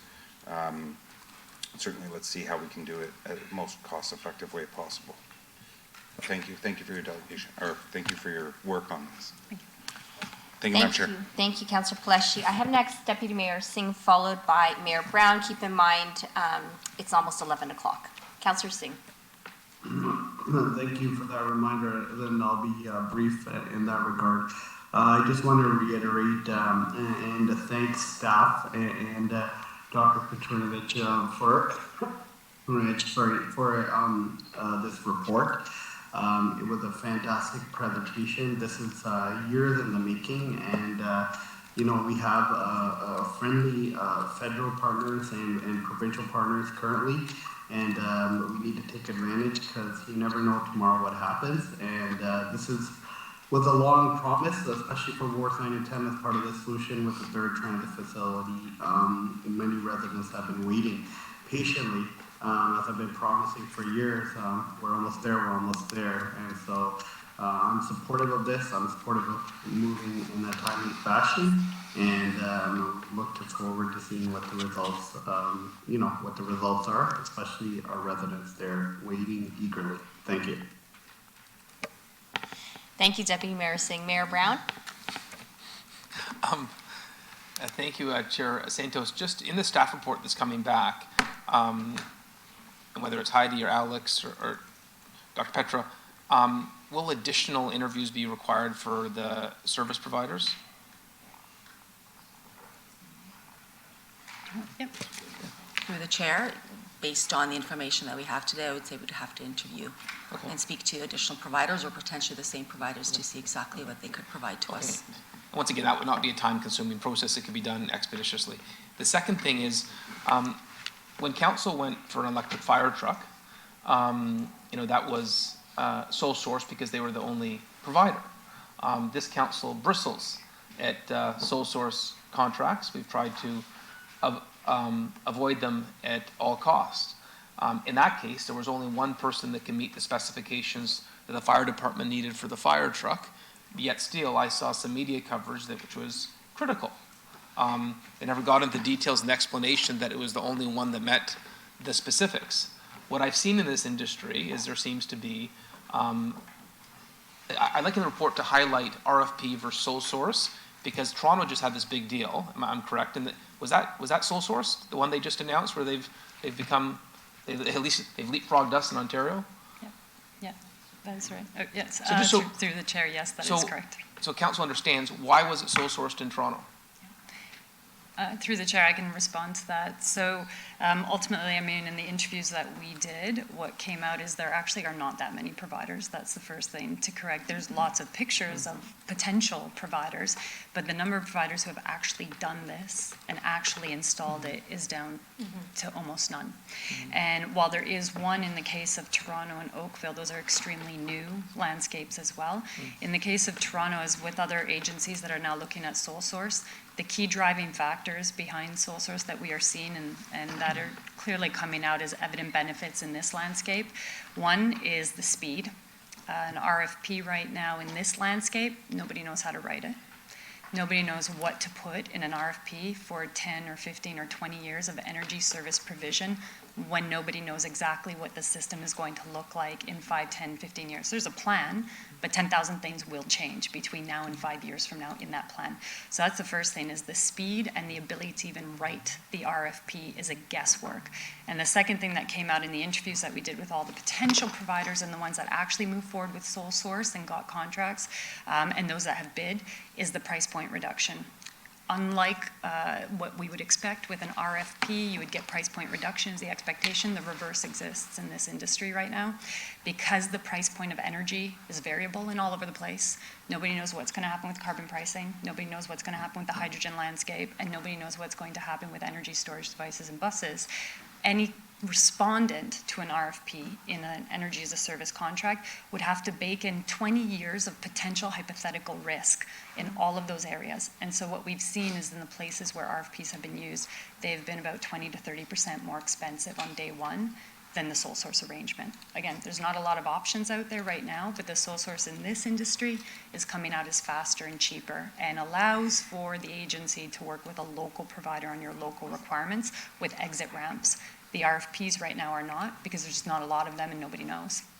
So it's a bit of a different landscape. And all these hydro providers have essentially created sub-corporations like Correct. Ontario Hydro, Hydro One, Electra. There's all these entities being created for the purpose of funding this electrification. And so I've had these briefings. The reason I'm asking the question in public is I know these are questions that are going to come from the public when they look at whenever this comes back. And so what I hope to Heidi, to Alex, to Yvonne, who's ever having this presentation, I want this staff report to be as transparent and public as possible, because what I was disappointed about, as much as I 100% support the electric fire trucks that we're getting, and I want us to be the cleanest, greenest fire fleet in the country, I think how we did it got lost by some, and so all these complications, make that crystal clear in the staff report so that we can explain it to the public, asking the pathway that was best for the city.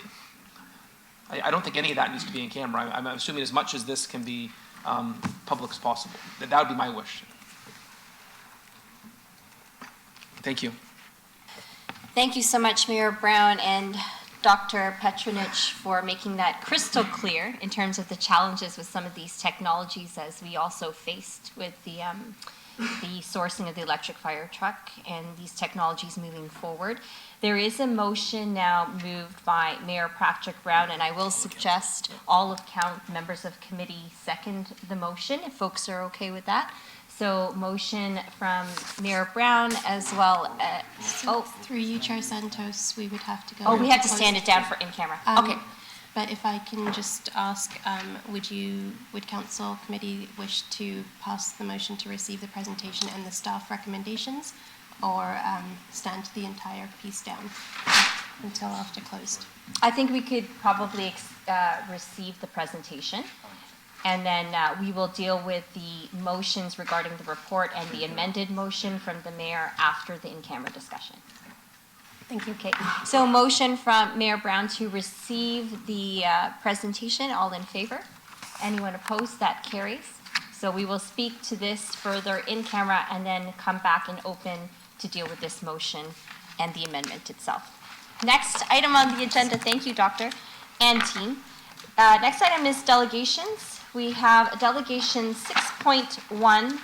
I think there were no delegations on that, so we're moving on to 6.2, delegation from Pava Murugupillai, President, and Shankari, Director of Canadian Tamil Sports Association, regarding the Mullavikal Genocide Memorial Cup. and they are available online. Just a reminder that we have a 5-minute maximum for your delegation. The clerk will remind you when there's only 1 minute left.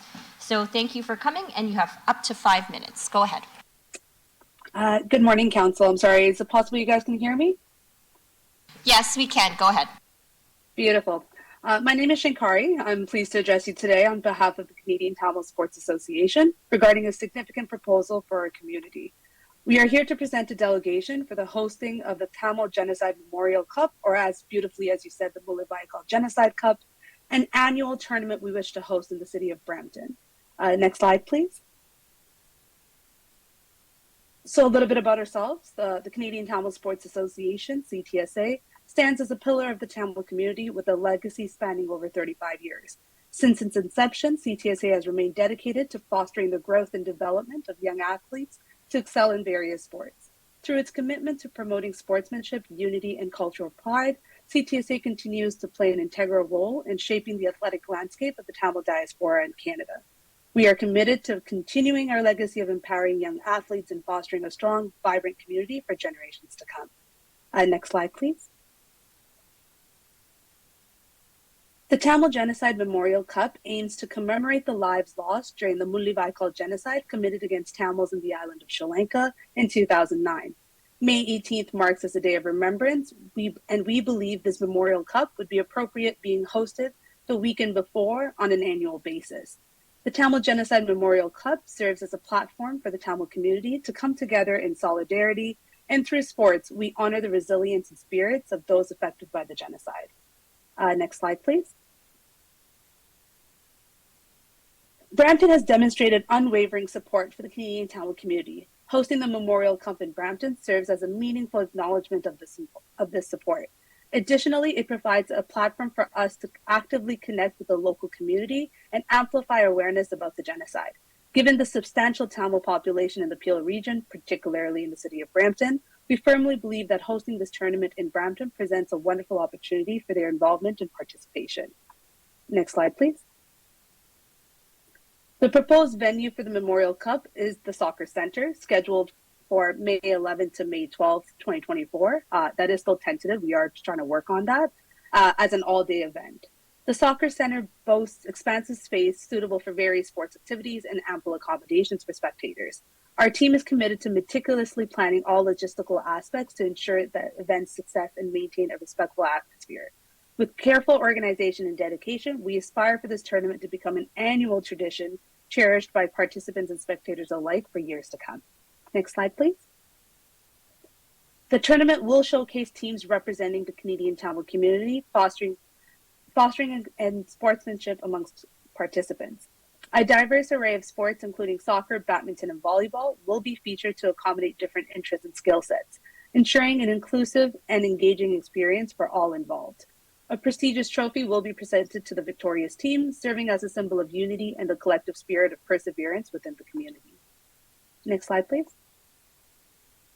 Collaborating closely with the organization, businesses, and government entities, we will undertake comprehensive promotional efforts to raise awareness and generate excitement for the event. Harnessing the support and involvement of the Tamil community volunteers will be instrumental in organizing and overseeing various aspects of the tournament, ensuring its smooth execution and success. Through this collective effort and dedication, we aim to create a vibrant and memorable experience that resonates with participants and spectators alike, showcasing their strength and unity of the Canadian Tamil community, and particularly in Brampton. Next slide, please. Shankari, you have 1 minute remaining. Beautiful. In conclusion, the Tamil Genocide Memorial Cup stands as a tribute to the victims of the Mullivaikkal genocide, embodying a commitment to honoring their memory and advocating for justice. We extend a heartfelt invitation to the city of Brampton to join us in supporting this significant event. Together, we have the opportunity to forge a lasting legacy of remembrance, solidarity, and hope, uniting communities in a shared pursuit of healing. Thank you. Good timing. Thank you for the delegation. Councillor Tour. Thank you, Shankari, for that delegation. This is the first time I'm hearing about it, but seeing that the request is to do something at the soccer center for this tournament, I would just like to refer this to staff. to community services to see how they can work with you towards this. Thank you. Absolutely, thank you. Thank you so much, Councillor Tour, and I know that myself and Commissioner Boyce, as well as members from the mayor's staff, have seen this delegation. So we're going to try to look at what might be possible this year, given that this is something new that's coming to council. So we'll try to figure out what might be possible. That's a referral motion from Councillor Tour. All those in favor? Anyone opposed? That carries. Thank you very much. The next item is Delegation 6.3, a delegation from Mackenzie and Bailey Nolan from Kids Help Phone regarding the Walk So Kids Can Talk and Million in May campaign. And Bailey and Mackenzie, you both have 5 minutes maximum. The clerk will remind you of the 1 minute left. Welcome to the chamber, and it's lovely to see you both here. Go ahead. Good morning, council members. We'd just like to start off by saying that we appreciate your time and space. Today, we would like to discuss Kids Help Phone and a personal initiative, Million in May, which supports youth mental health. Next slide, please. So we are two sisters from Brampton. We are proud Indigenous women from Missinaba Cree First Nation located in Northern Ontario, and community service has always been very important to us. We've been volunteering since we were very young, and now we mentor community members through the Missinaba Cree Youth Council, as well as Missinaba Cree Musqueam teams, and through the cadet program that we were both attending. Next slide, please. A little introduction. My name is Bailey Nolan. I'm a member of the National 2024 Kids Help Phone for Youth Council as a part of the marketing and communications team. I love creating art to express my cultural and my personal feelings. I am very passionate about supporting mental health, LGBTQ+ 2S rights, and empowering young people to freely express themselves. And my name is Mackenzie Nolan. I received a 2023 TD Scholarship for Community Leadership and just finished my first year as a social science student studying sociology at Dalhousie University in Halifax. I'm a member of the Royal Canadian Naval Reserves in Halifax and the Royal Canadian Legion. Next slide, please. Kids Help Phone is Canada's only 24/7 e-mental health service for young people. They offer free confidential support in over 100 languages by phone, text, or online. Their mission is to provide an open and safe space for young people in crisis. Their vision is a future where every young Canadian can access the support they need in the way they need it the most. Next slide, please. So about our event, it is called Million in May. So between April 5th and May 5th, I've committed to walking 1 million steps, which is an average of 33,000 steps a day. And on May 5th, which is when the Walk So Kids Can Talk will be happening, that is when I aim to reach my goal of 1 million steps. Fundraising is exclusively conducted through the Walk So Kids Can Talk website, and it's under my name, Mackenzie Nolan. They have their own fundraising website that they have set up so that each participant can fundraise if they would like. I started this journey in Halifax, where I go to school, and continued in Quebec City since I've traveled home recently, and as well as while I'm here in Ontario. And I'll end that journey in Toronto when the walk takes place. I posted a lot of updates on my progress using Facebook and Instagram to raise awareness as funds and try and get the word out there as much as possible. So far, I've walked a total of nearly 410,000 steps, which is not exactly where I want to be in my journey, but my exams were right in the middle, as well as packing and traveling home after my first year of university. But overall, I've walked just shy of 275 steps so far, or kilometers, sorry. Next slide, please. So we have been fortunate enough to access therapy through our Native Health benefits, and it has improved our lives greatly. Sadly, this is something that not many youth have access to, and they can't talk to friends or family or need a safe place to express their emotions in a healthy way. This is why we both support Kids Help Phone. We believe that you should as well, because it is a place for any youth to be able to go free and have the support that they require. So we will end this off by asking you for your support in raising awareness for Walk So Kids Can Talk, as well as Million in May, and any donations made to the cause would be greatly appreciated, and support through our various Instagram and Facebook posts would be appreciated as well. So thank you so much for your time today. Good timing. Thank you very much for your delegation, and both of you are so modest about the work that you do, and both being role models in our community as young women, but also from the Indigenous community as well. Bailey, for example, I just want folks to know that her artwork is displayed here at City Hall on the 6th floor and also on the main floor, celebrating Brampton's 50th birthday. And I know that Mackenzie, your father, I don't know if he's here today, but is so proud of you both, especially your scholarship and being recognized as a young leader too. So thank you for coming in to delegate. I'll certainly be helping to raise awareness. Quick question, can you send us the any social media tiles or Instagram account so that we can share on our stories? The mayor has a lot of followers. I'm sure would be happy to also share some of your posts as well. Can you send that information to us? Yes, for sure we can. Okay, wonderful. Motion from Councillor Keenan to receive the delegation. All those in favor? Anyone opposed? Oh, Councillor Paleshi. Motion, Councillor Paleshi, to receive the delegation. All those in favor? Anyone opposed? That carries.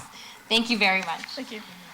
The next delegation is 6.4 from Sandeep Singh Sangha, Director of Inspirational Steps, regarding Inspirational Steps Brampton Half Marathon. There's a lot of wind running on delegations today. Thank you for coming. Sir, you have up to 5 minutes. Thank you so much through the chair. First of all, good morning to everyone. My name is Sandeep Sangha, and I'm here on behalf of Inspirational Steps, and an organization that's promoting healthy and active lifestyle here in Brampton. So we have, as most of you might be aware, we have an upcoming Brampton Half Marathon event happening here in Brampton at Changuzi Park on May the 26th. So first of all, I wanted to take a moment to express our gratitude, to thank Mr. Mayor, the council members, and the entire city staff for their ongoing support and also approving our ABF funding. Thank you so much again. And as we are an inspirational group, it's a group of charities. They are coming together, and we have most of the volunteers here sitting in the audience. And I also want to thank them for their dedication, their commitment and hard work, because without their hard work, nothing was possible. So thank you for them. And I'm humbly requesting all the council members, if you can help us to spread this message out, so more citizens, along with their youth, kids, they can join this event, because we have run for everyone, including the kids, the small kids. We have 400 meters, and we have 1 kilometer for seniors and youth. Then we have competitive 5 kilometer, 10 kilometer, and 21 kilometer. Those are competitive, and 5 kilometer, that's non-competitive. So again, humbly, I request all the council members if they can help us to spread the message out in any possible way. Definitely, we are looking forward to your ongoing support. And definitely it's happening here in Brampton. As most of us know, Toronto and Mississauga, they have their own marathon. We aspire to see the Brampton in the list of full marathon cities in future. Again, thank you so much for your ongoing support, and we are looking forward to get your support in future as well. Thank you. Thank you so much for your delegation. I do have Councillor Tour for a question, and hopefully he'll be running the half marathon as well. Councillor Tour. Thank you, through you, Madam Chair. I don't think I can commit to the half marathon. Last year I did the 5K. I've still committed to the 5K this year. I've asked my staff to join me and help me split that 5K, as if 5 of them join and we all do 1K each, it would help me a lot, but Definitely, I will request Mr. Mayor to run for half marathon, since we got to know it's his birthday, and I don't think you can find a better way to celebrate your birthday, by joining our half marathon. Definitely, it is the mayor's birthday that day, and he has been part of marathons before, I'll leave that to him to comment on. But just to say, I'm so happy to see that you've gotten to this point. I know we had this discussion even before last year's event. So I'm happy to see you're thanking staff on this too, but I know it took a lot of staff to work together to make this happen. So thank you to all the staff that's been involved in making sure this event is successful. The best part about this event is that all these different groups were doing their own marathons or walks and different programs and events. It's great to see when all the different groups get together with a common goal, and you're doing this. Last year's event was fantastic. I'm so happy to see it's grown now, and this year you have a bigger or longer route, a better route. And like you said, with your goal of eventually seeing a Brampton Marathon one day, I don't think we're too far from that. We will get there, but I'm very happy to see us taking those steps towards that. So just thank you to all the groups that are part of this. I know you guys just did I think it was just yesterday or 2 days ago, you did the CN Tower climb. Yeah. I'm very inspired to see the runners. I see even in the crowd right now, a lot of them are from our seniors groups. I know there are seniors that are doing these marathons. Inspirational Steps started from Fauja Singh, who is, I think, 105 or 106 years old now, still doing marathons. It is incredible to see that the Toronto Pearson Airport runners that drive a cab as a full-time day job still compete in a marathon after that. It's incredible to see this work. You guys are definitely inspiring us, and that's why I'm committed to running alongside you guys and providing you support. And along with your delegation, if I can just refer this to corporate communication staff to see if there's ways how we can help support getting the word out for this. I know this is listed on the new Experience Brampton website as part of the upcoming events, but if there's more that we can do to support getting the word out there to encourage more participation, I would be very happy to see that. And also, it's not the main purpose is to raise the dollars for our charities. It's to promote the healthy and active lifestyle, right? Because in Brampton, we hear lots of negative stories, but we want to turn into the positive stories. On one day, definitely we want to be in the list of full marathon city. And we have some flyers here as well, if somebody wants to take it. We have, even bigger flyers, at the end, the smaller I would ones. say, at the end of your delegation, once we receive the delegation as well, we will do a group photo. Definitely. Thank you. So, thank you so much, and thank you everyone, and hope to look forward for your cooperation in future as well. Thank you, Councillor Tour. Mayor Brown. So I'd be happy to support Councillor Torr's motion referring to corporate communications. I know Director Tamian always likes additional work, but I think the plan was just so he understands. The group was hoping to do a press conference next week where we can try to draw some awareness to what they're putting together, and so I know anyone that wants to participate in it, we could help facilitate like we've done to try to find a larger audience for an important message. I should note this is Councillor Peleshi's birthday the same day. He was. So we will cut lots of cakes there. Yeah, I like to say he was born a few hours before me, so he's older. But I'm sure he'd love to run it as well. But in all seriousness, this is such a great cause. Not only are you rallying behind important charitable causes, we have rising childhood obesity. We need to encourage healthier lifestyles. Brampton has a high rate of diabetes. We see the repercussions of that in our healthcare system. Obviously there's a lot that relates to diet, but part of it is, we don't have the same active, healthy lifestyles to encourage running and walking is a beautiful thing. Gurdev Gill, who you all know, told me about this last year. And I saw photos from the event last year. It looked spectacular. Sad I couldn't be part of it. And so really looking forward to seeing the city rally behind this event.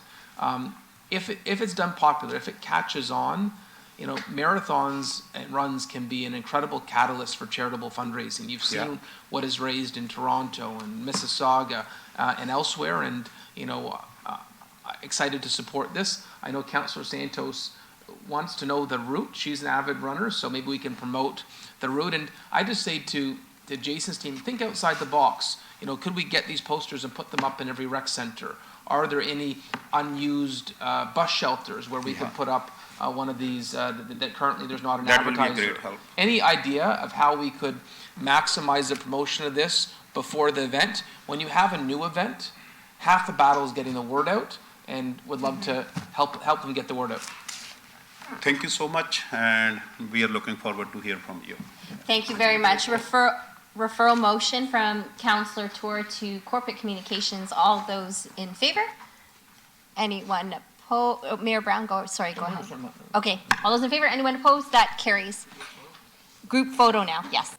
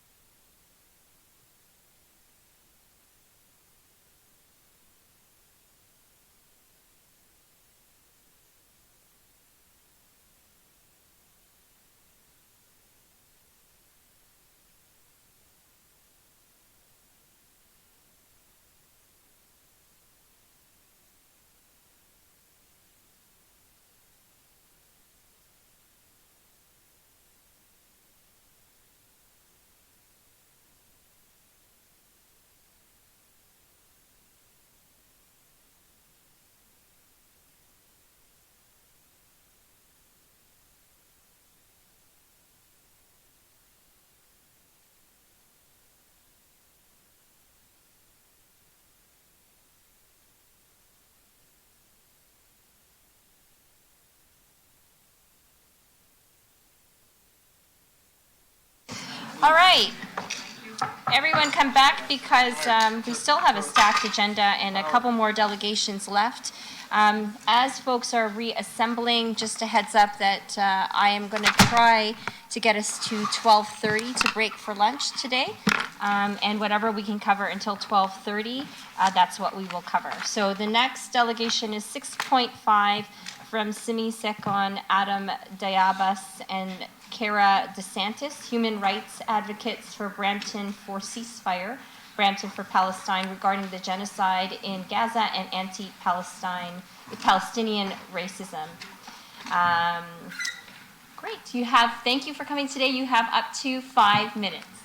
Hi, just before we begin, we just wanted to know if we could hand out some flyers to our counselors. We have some printed with us. If you could hand it to the clerk. Yeah. Yeah, thank you. If you could please hand it to the clerk and the clerk can bring it over to us. Thank you. Thank you. All right, so the clock's on. Right. Good morning, counselors. My name is Simi Sekon. I am a Brampton Center Ward 3 resident, and the three of us speaking today are organizers with Brampton for Ceasefire and Brampton for Palestine. And today we are here to introduce ourselves to our counselors and speak about the genocide currently taking place in Gaza. Every day since October, we have been bombarded with horrific images coming out of Gaza, and there are so many images that we cannot unsee. The loss of life is unbearable, and we cannot continue to stand by.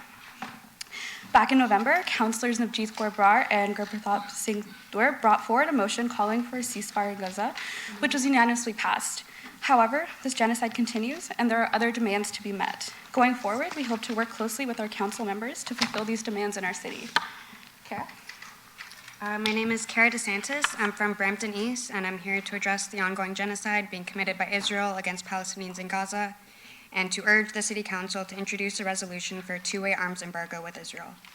In the last 200 days, at least 34,000 Palestinians have been killed in Gaza, including 15,000 children, with one child being killed every 10 minutes, and 70% of those killed being women and children. Over 20,000 children have become orphans. At least 7,000 civilians are missing, presumed dead, buried under the rubble of their demolished homes. 75,000 tons of explosives have been dropped on Gaza, which is 4 times more firepower than the nuclear bombs dropped on Hiroshima. 2.3 million people are trapped in Gaza, being deliberately starved to death from a man-made famine, with no food, electricity, or water. This is not merely a recent tragedy, it is the culmination of 76 years of occupation, ethnic cleansing, and dispossession. Canada is complicit in this genocide by continuing to supply military weapons to Israel and violating countless international laws. The Trudeau government authorized at least $28.5 million of new arms exports to Israel since October 2023. Canada is knowingly aiding and abetting the violation of international law in Gaza and turning a blind eye to the cries of innocent civilians who are being massacred as we speak. Supplying weapons to a foreign country currently on trial for genocide using our taxpayer dollars is not only morally indefensible, but it takes directly away from funding our local community needs like homelessness, education, and healthcare. I call upon the Brampton City Council to use your platform and not remain silent in the face of injustice. I demand every City Council member to pass a resolution for a two-way arms embargo with Israel. In the future, when someone asks you how the world allowed these massacres to happen, and what you did in your capacity to stop it, will you be satisfied with your answer? Hi everyone, my name is Adham Diabas. I'm an organizer with the Palestinian Youth Movement and recently started organizing locally in Brampton.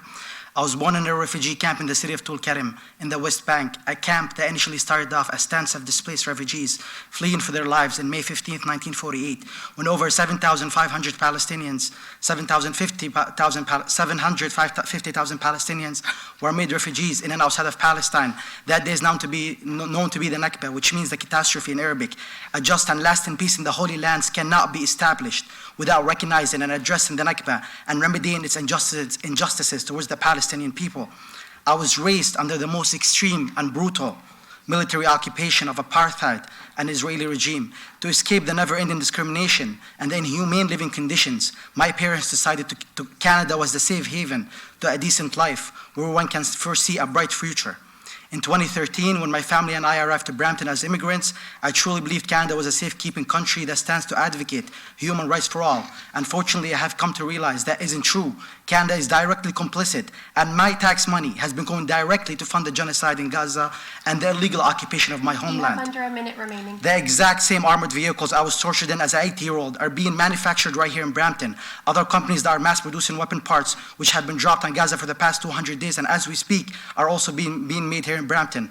All of you have a responsibility of ensuring we're holding ourselves to international human rights. So today, I ask all of you City Council members, and especially you, Council Tor, as the Chair of the Economic Development of Brampton, will you continue to be complicit in the eradication of the Palestinian people by creating jobs with companies without any regard to the harm these projects are causing, and no concern for the Israeli violation of international human rights? Will you look the other way and abandon your moral compass? Thank you. Thank you for your delegation. I have Councillor Tour followed by Mayor.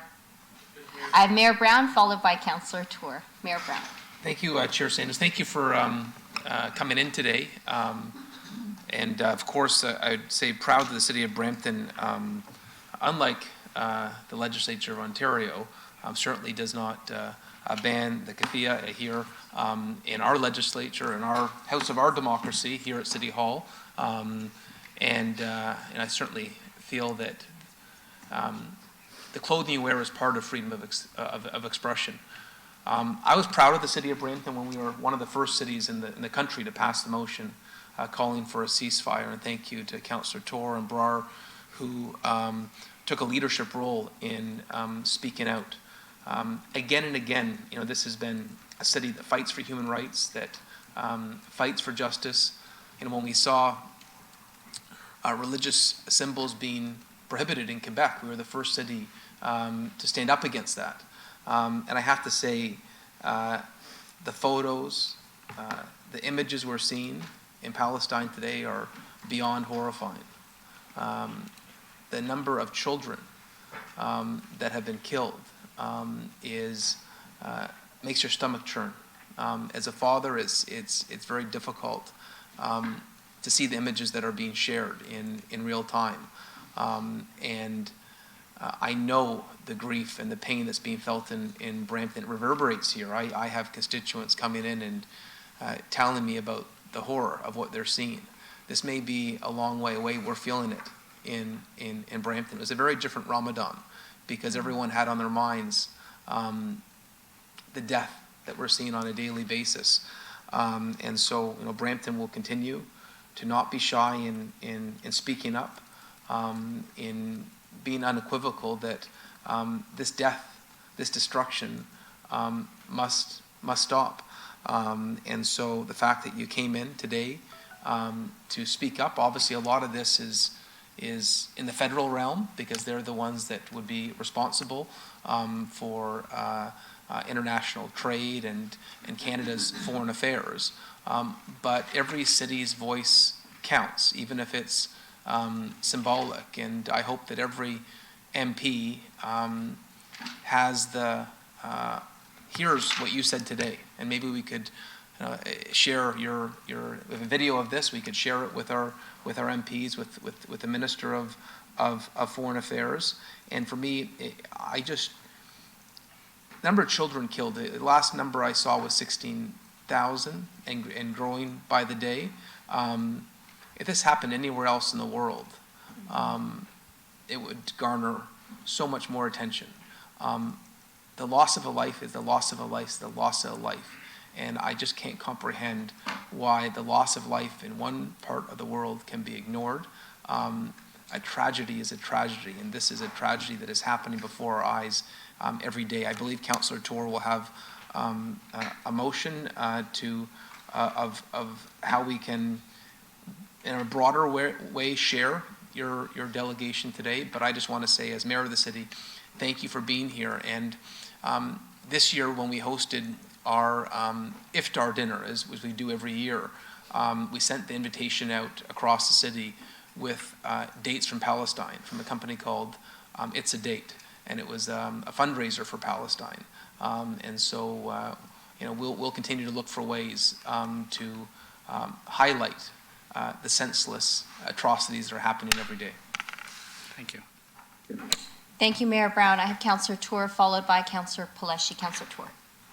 Thank you, through you, Madam Chair. Thank you for this delegation. I can see how passionate you are about this, and I'm happy to see that young people in our city are passionate about these things and pay attention to this and are loud about this. It is difficult to come forward and talk about something like this, especially in a public setting. So I commend you for coming forward and doing that. Like the Mayor mentioned, all of Council unanimously passed that motion that was brought forward to call for a ceasefire. We were one of the earliest cities to do it. I think only one other city in Canada probably did it before us. It's not that it's a race on that, but just to say that we hear the voices of our residents in our city. We take that very seriously, and that's why we were quick to publicly be vocal about that as well at the time. We have the information that you've provided us here as well, and even with the contents of this and with any of the trade treaties that Canada has with any other countries, I wish there was more that we can do to intervene in that, but we're happy to, if there's a way, if we can find a way that we can have this delegation be referred to, like the video of this delegation be sent to our local MPs that need to be vocal about this as an issue as well, because they are the ones that dictate, the federal government is the one that dictates what trade happens with our country and what doesn't. We don't get to dictate that locally on what a business chooses to do or doesn't choose to do, but I would be happy to put that forward as a motion that this delegation be sent to our local Brampton MPs. And I would say to the Minister of Foreign Affairs and International Trade as well. Can I directly respond to you? Sure. We have been engaging our MPs since the beginning of this genocide. The only one who has been responsive is Shafkat Ali. Every other MP has completely disregarded our phone calls, our emails.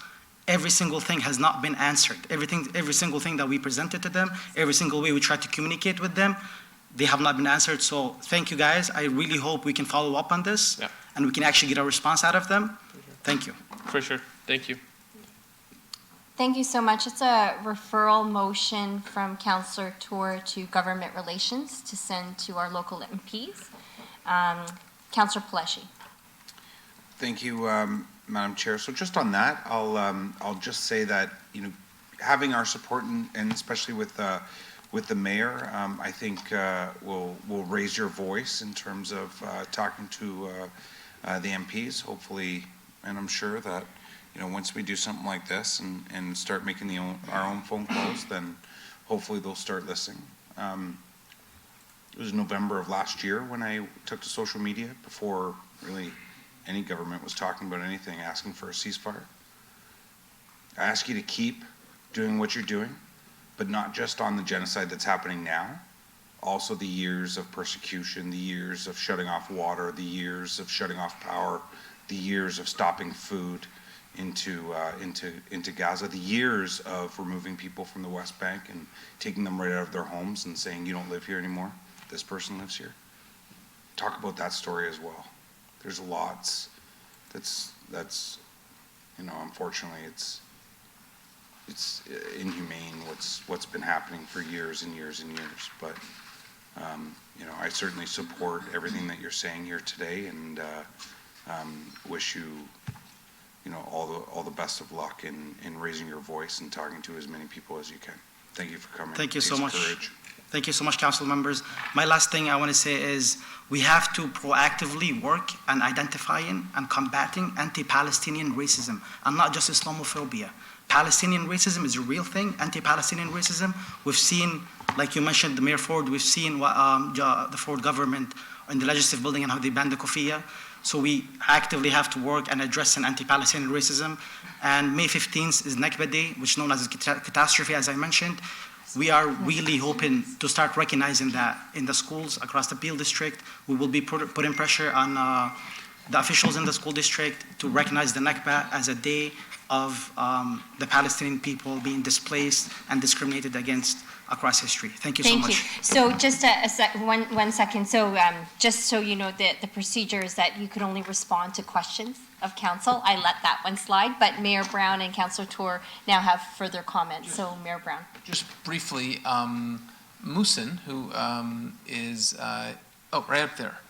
I would love it if you afterwards you could speak with Musin in terms of some of the initiatives underway in the city of Brampton. And I know our equity unit and our anti-Islamophobia efforts have spoken a lot recently about how we can incorporate anti-Palestinian racism. And so maybe if we have a discussion with Musin and he can come back with some recommendations to council on how we can be a city that stands up against anti-Palestinian racism as well.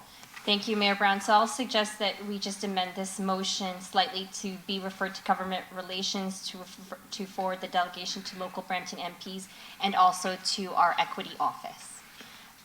Councillor Tour. I was just going to say what both of you just said. Okay, perfect. Motion moved by Councillor Tour. All those in favor? That carries. Thank you very much for your delegation today. Our next and final delegation, I believe, Madam Clerk, is 6.6 delegation from Todd Kyle, CEO of Brampton Library, and Radha Taylor, Chair of Brampton Library Board, regarding the quarterly update. Go ahead. You have 5 minutes. Thank you. Hi, everyone. I am the Brampton Public Library Board Chair, Radha Taylor. With me is Todd Kyle, our library CEO. He's amazing. Next slide, please. We're going to go through this fast. Great. Okay, board changes. Our ferocious senior advocate, Catherine Hugh, passed away last year. A highlight, she pushed for library phone calls to seniors to keep social connection during the pandemic.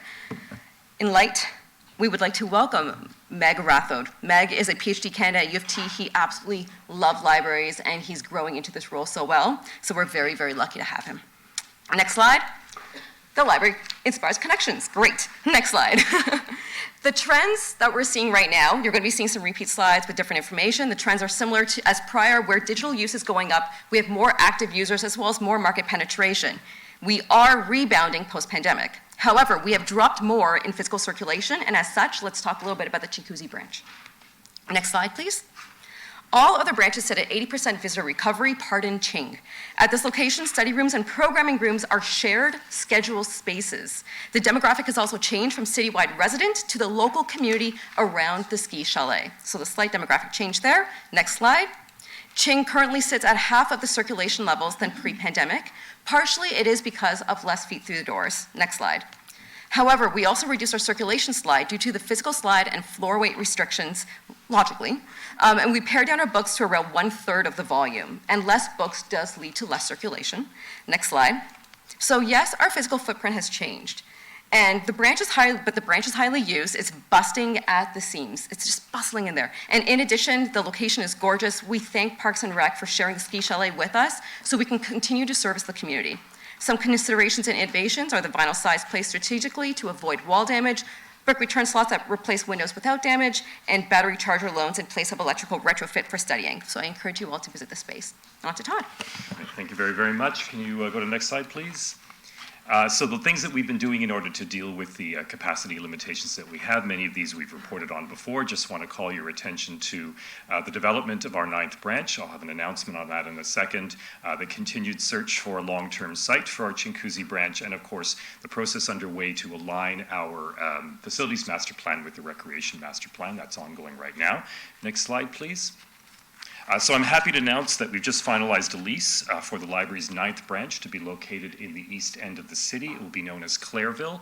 The address is 8750 Gore Road. It's on the 2nd floor of a new office development building. The building will be shortly undergoing interior renovations to prepare it for our presence, and we hope to open it later this year. Next slide, please. The other thing that will be happening later this year is at the same time as the Susan Fennell Sportsplex is being retrofitted for energy reasons, the library's branch in that building will close for renovation. We'll temporarily relocate elsewhere. This is a rendering when it reopens of what the exterior will look like. Next slide, please. And this is a rendering of what the interior will look like when we add several study rooms and program rooms in order to make it more responsive to community needs. Next slide, please. Our facilities master plan, again, is what is guiding all of this. Next slide, please. So in terms of some recent highlights that are aligned with the priorities of council, just a few highlights. Next slide, please. So health and well-being, we have a number of mental health and other health-related workshops that we're doing. We're investigating community services that we can offer out of the library. Next slide, please. In terms of connectivity, we're going to pilot general public loan of our laptop and hotspot kits, and of course continue our newcomer bus tour. Next slide, please. And in terms of growing urban centers and growing our citizens, we are partnering with Algoma University. We're opening a new makerspace, partnering with the Brampton Entrepreneur Center, and many collaborations taking place with the Innovation District. Back to Radha. Great. And the last 3 slides. Yes, there's 45 seconds left. All right. Can we go to the next slide? Thanks. I want to call out the cybersecurity improvements. The library has been undergoing penetration testing, improving cybersecurity infrastructure, robust staff training. It's been proactive, timely due to recent attacks in some of our other, or not our library location, but other large library systems in Ontario. We're also making changes to the user interface as well. Next slide. With council direction, we are now in conversations with the City of Brampton counterparts that you see here, about aligning with the facility planning and support services. Parties will be creating and updating our SLAs for shared services and multiple departments with the multiple departments and commissioners here, procurement, realty, legal, BDC, and rec. So we'll keep you updated. And last but not least, sorry, I have one last slide. Can I continue on for 10 seconds? Thank you. Great. 2 call outs here for culture and diversity. Number 1, our ED&I on that front. Big one is that the diversity meter is showing an increase of staff representation to reflect the city's diversity. And last but not least, we have to call it FOLD, happening this weekend into next week, the Festival of Literary Diversity founded by J.L. Richardson, winner of the 2019 Freedom to Read Award, founded here in Brampton. That is it. Thank you so much. Okay, thank you very much. The other delegations that were finished early, you took up some of their time, so all good. I have Deputy Mayor Singh followed by Councillor Vicente. Deputy Mayor Singh. Thank you, Radha. Always a pleasure to see you. I've seen you evolve from a board member to chair, and you're doing great work. I just wanted to acknowledge we're very happy, the residents are happy in wards 9 and 10 that the east side of Brampton is getting another branch. So looking forward to that opening, even though it's in Ward 8, it's close enough for our residents. And we'll be there to launch it, much needed. And thank you to the library management and board for considering that area. Thank you. Thank you very much. Councillor Vicente. Thank you very much, Madam Chair, and through you to Chair Radha, I want to thank you for being here today with Todd, providing us this update, and it's been so much better with the 2 of you coming here more regularly so that we know everything that's going on with the library. Can you comment perhaps on a high level on the work that staff are doing with respect to the Chinguacousy branch looking down the road? How do we... Sure, I can start with that. So, as you know, as you're aware, so we are in negotiations with a potential place to lease space in order to move it down the road, and also exploring future construction options. That some of that is still in the confidential stage, but it will be shared with the public as soon as we can. Thank you, and we're definitely looking forward to any details as they develop. Thank you again so much for being here.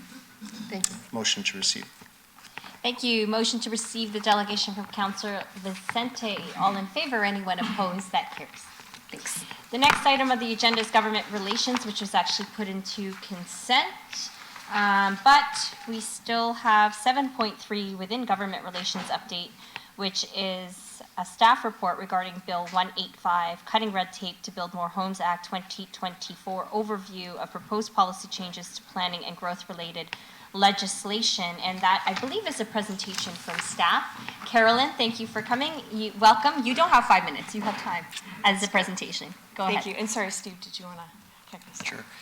Through the chair, really quickly, this report was brought forward to PDC this Monday, but then deferred for government relations today. It's a fairly comprehensive bill that the government released two weeks ago now. Some of it touches on elements and changes to the Planning Act, the Provincial Policy Statement, and the Development Charges Act. Other elements of the bill do touch on the Municipal Act. The province is not looking for comments on those elements of the bill that talk to the Municipal Act at this point in time. Having said that, in a recommendation report that will come before Council on May 1st, we'll take that opportunity to highlight those pieces as well. With that, I'll turn it over to Carolyn to walk you through at a high level some of the things that staff have brought to light to date. Great. Thank you, Steve, Chair, members of Council. I'm going to take you through a very high-level overview of many of the items that were introduced through Bill 185. A couple of weeks ago, you might recall that this item was flagged by our colleagues in government relations about a week ago. Many of the changes that are proposed through Bill 185 are in response to stakeholder feedback that's been received since the introduction of Bill 23. Next slide, please. And then next slide, please. Actually, I'll just back up. I'm going to be speaking really to some high-level overview comments on the Provincial Planning Statement, the Planning Act, the Hazelmcallion Act, the Municipal Act, and the Development Charges Act. Our colleagues will be bringing fulsome recommendation reports next week to respond to the ERO postings. So with respect to the provincial planning statement, last year the province announced that they were looking to consolidate both the provincial policy statement and the growth plan into one document. That was introduced through Bill 97, the Helping Home Buyers Protecting Tenants Act. Many of the comments that staff shared back to the province in May and July of last year were addressed, but there are still many city concerns with what's still proposed. Next slide, please. I'll just flag a couple of those for you. And really it's around the reduced ability to preserve and protect employment lands through the repeal of the Municipal Comprehensive Review provisions and the provincially significant employment zones. And essentially what that means right now, you can't just take these protected employment lands out of the city's land supply, but should the new PPS be adopted, those lands would be more, they'd be more easily removed and repurposed for other uses. And in the review that staff are completing, we will continue to advocate for a policy framework that looks to balance both housing and employment-related policies. Next slide, please. With the Planning Act, there's quite a few changes. I'm just going to highlight two that are being repealed. The removal of the Planning Act refund provisions. We're quite supportive of that as it reduces our risk of revenue loss. The second piece is the repeal of the Community Infrastructure and Housing Accelerator process, simply because that was seen as a duplication of the abilities contained within the ministerial zoning order process. Next slide. Flagging a few provisions on this slide that staff in the city are quite supportive of. The first one would be the use it or lose it planning provisions. This would allow us to add repeal policies to approvals of official plan amendments and zoning bylaw amendments. You might recall that we've shared information about our units in the pipeline. Right now we have just under 31,000 units that have received their planning approval but haven't moved forward through to the building permit stage. Let's say the city had adopted a 3-year lapsing provision, we would have had the ability to really push forward the development of almost 8,000 housing units. Another item that we're quite supportive of is the move to eliminate parking minimums in major transit station areas, and that does align with work that staff have been advancing with respect to parking in the downtown. And then two items to flag. There are some proposals to further reduce the ability for members of the public to appeal certain Planning Act provisions, specifically official plan amendments and zoning bylaw amendments. And what this would mean is that members of the public would not be able to bring forward an appeal to Brampton Plan, for example, or the future comprehensive zoning bylaw amendment. And finally, another area that we just want to flag that is of concern is the province has proposed to make pre-consultations discretionary, and it's discretionary to the applicant as opposed to the city. The city of Brampton has had a very, I would suggest, successful collaborative pre-consultation process with members of industry. It's been on the books since 2008, and we would not be very supportive of that being removed. Next slide, please. So this particular proposal will finally enact the provisions that were introduced through Bill 23 to move regional planning authority. And that aligns with all of the hard work that we've been doing with the internal transition team, including our colleagues and support across planning, human resources, IT, and finance. And essentially what this means, on July 1st, the region of Peel will no longer have any say or participation in Brampton planning matters. Next slide. Just very quickly, the Hazel McCallion Act, Bill 112, the Peel Dissolution Act. Nothing very substantive proposed here. They are proposing to change the name to reflect the current state to the Peel Restructuring Act. This rescopes the limits of the bill that was outlined to us in the letter that we received from the minister, and just brings the scope from full regional dissolution down to the transition of land use planning, water, wastewater, roads, and waste. And as I mentioned, land use planning is first out the gates, and we intend to have that service transferred to us on July 1st. Next slide, please. The last two acts to bring to your attention, Municipal Act. There are some proposed changes to adopt policies on how water and wastewater allocations and servicing are evaluated, and that would need to be reevaluated in the context of the Peel restructuring when water and wastewater changes are being brought forward. And finally, changes to the Development Act. In summation, they help to the overall impact is to modestly restore the city's ability to fund growth-related infrastructure. Next slide, please. So just a very quick high-level overview flagging some of the perhaps more critical components of that. The plan is for staff to bring forward comprehensive recommendation reports next Wednesday to council that will serve as the city's submission to the province through the ERO. And with that, that concludes my presentation. Thank you so much for the presentation. I'm looking to see if we have any questions from members of committee. I see none at this time. So a motion to receive the presentation from Deputy Mayor Singh, if he's on the line as Vice Chair. To receive the presentation. Yes, I am. Okay, to receive the presentation. That brings us to 7.3, which is the staff report. Are there any questions from members of committee regarding the staff report? I see none. So motion that the report from Steve Ganesh, Commissioner Planning, Building and Growth Management to the Committee of Council meeting April 24th be received. All those in favor? Anyone opposed? That carries. Thank you very much for the presentation as well as the report. That brings, sorry, through you, Chair Santos, is the mover of the motion also Deputy Mayor Singh? Yes, sure, I forgot to say Okay, he was thank moving you. the report. Apologize. Okay, next item is Legislative Services 8.1.1, a staff presentation regarding enforcement operational review, and Director Robert Higgs will be providing that presentation today. Welcome, Robert. Thank you, Madam Chair. I believe Commissioner would like to make a few remarks. Yes, thank you, Director, and through you, Madam Chair. Good morning. Together with the Director, we're very pleased to present the findings of the comprehensive review of the Enforcement and Bylaw Services Division. Before I turn it over to Rob, I would really like to thank all of those who contributed to the review, including the bylaw staff, for their support, their cooperation, and all of their assistance.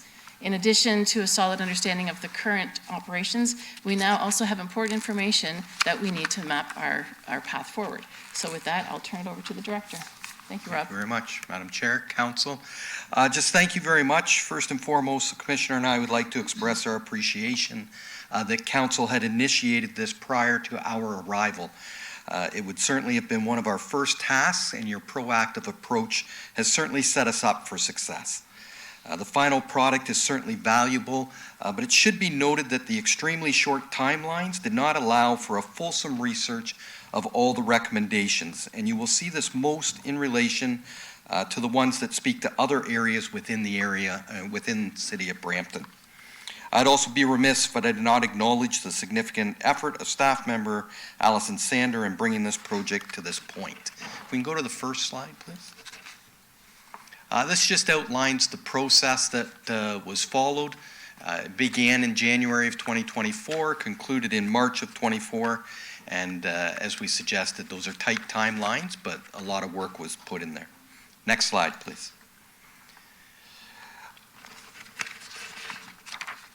The review examined the work environment and separated the situational dynamics into three main branches. The first of these is increasing service requests. Several factors feed into this category, and focusing on the purple inputs, we can just see an increasing population, increasing housing, businesses, and multi-generational families. The totality of this is that there has been a 20% increase year over year for the past several years. The other two branches, insufficient enforcement activity at the top, and on the bottom is high number of callbacks and escalations to counselors. Those are noted, and we'll talk about those, how they intertwine in a moment. Again, the review clearly showed that service requests are growing 20% year over year. The next branch is insufficient, the next slide, please. The next branch is insufficient enforcement activity. Our current call priority system is community safety based, which is, as it sounds, anything negatively affecting the community safety is given a priority response. Parking, however, does not generally negatively affect safety, so it is a low priority call, but it is clearly not a low priority to the community, as it represents 68% of our service requests. But due to its low priority and resourcing issues, over 50% of the close to 75,000 parking service requests are closed and not attended to. Multiple factors play into this lack of enforcement resources. The most significant, however, is staffing levels. Our part-time staff and frontline 24/7 enforcement cohort are the primary resource that addresses 83% of our service requests. Unfortunately, there's a staffing issue that is consistent with most, if not all, 24/7 enforcement organizations. When special initiatives such as the Illegal Land Use Task Force or RRL are initiated, or even when vacancies are due to our natural churn rate, they are staffed by transferred resources. These officers largely come from our property standards or licensing areas, as they are more likely to be the most qualified for the task at hand. Their vacated positions are then backfilled from full-time enforcement officers from the 24/7 cohort, which are then inevitably backfilled by part-time 24/7 cohort officers, which leaves the vacancies to reside in the part-time enforcement officers' positions. These positions are the backbone of our parking enforcement workforce. With parking being a large concern, the limited part-time cohort has been prioritized and realigned to only work night shifts. All of this contributes to an instability that, while it creates opportunity, it also puts inexperienced officers into almost every level, as they are not at their home level where they would normally excel. Staffing levels have also not increased in a commensurate level. Service requests have increased at 20% year over year. In 2022, staffing increased 2.5%, and in 2023, it decreased 4.7%. These pressures have led to low wellness and morale in the workplace, and it is this culture that needs to be reinvigorated and supported. Next slide, please. The third and final branch is high number of callbacks and escalations to counselors, and as you can see, things are starting to come together. Frustrated residents who are either unaware of the community safety priority system or are unwilling to accept the lack of enforcement resources turn their frustrations towards 311 and/or counselors, who in turn feed these concerns towards enforcement and bylaw services. There has been a 380% increase in callbacks and counselor escalations since 2021. This is equal to over 5,500 per year. Next slide. And now you can see how the cycle is feeding into itself. As insufficient enforcement activity level creates frustrated residents, which feeds into increased callbacks and escalation, which in turn creates even more service requests, which circles right back to creating an increased workload onto the enforcement branch, which was already overwhelmed by service requests. Next slide, please. So an overview of the findings and analysis shows that the challenge facing the Enforcement Division is complex and multifaceted. There is no quick fix to the issues facing the Enforcement Division. A multi-pronged approach is required to make a significant and sustainable impact. Staff morale is an issue that must be addressed, and creating a more supportive environment is a first step to improving the division's culture. An increase in staffing is immediately required to stabilize the organization and to bring relief to the current high-pressure demand. An increase in full-time staff is also required in order to implement some of the recommendations in this report. However, increasing staff alone over the long term will not address the root cause affecting customer service issues. Attention to improved internal operating practices and improved supporting technology must be addressed. Improved communication, both internal and external, is essential for success. Next slide, please. Our path forward requires us to increase capacity and decrease service requests, and this includes callbacks and escalations. Next slide. Based on the findings of this review, there are 3 drivers required to move the Enforcement Division to a high-functioning organization. Technology investments and advancements, and this includes technology that contributes to simplifying the job, minimizing errors and duplication, and results in efficiency. Practices, this includes updating processes, rules, and techniques that are outdated, not adhered to, or eliminating cumbersome, time-consuming steps. And culture. This includes focusing on people and how they're supported, organized, and motivated. Next slide, please. So what has been done and what will be done? Well, what has been done includes the placement of a commissioner and a director. This is not said in vanity, as it can be recognized that the arrival of a new command team, especially at both levels simultaneously, sets the environment up for both change and stability. Myself and the commissioner are alive to this opportunity and have leveraged it by being present and engaged with all levels of the department. Work culture and the workplace environment has already been a focus since our arrival, as have practice improvements which were seen to be low-hanging fruit items. The creation of committees is very intentional in that it both addresses the immediate need of reviewing processes and creating updated SOPs, but they were also intentionally structured to include the grassroots of the department to both draw upon their expertise but also to drive home that they're valued and appreciated. There is a core committee for each branch of the department, and this is also an ideal vehicle to use them as ambassadors to deliver vision narratives back to their peers. The user groups are valuable for both their immediate agendas, but also for building relationships with other stakeholders within the city of Brampton. And again, this gives the grassroots exposure and experiences that raises morale and engagement. This review provides 28 recommendations, which are separated into the 3 groupings: technology, advancements, practices, and culture. They can be reviewed in the review itself. It can be noted again, however, that where they speak to other areas within the city, they're generic in nature and certainly require further research and validation. Non-financial efforts have already been initiated, and a critical implementation plan will be submitted to Council Q2 2024. This will include immediate timeline, forecasted timelines, and financial implications. And the final slide. Thank you.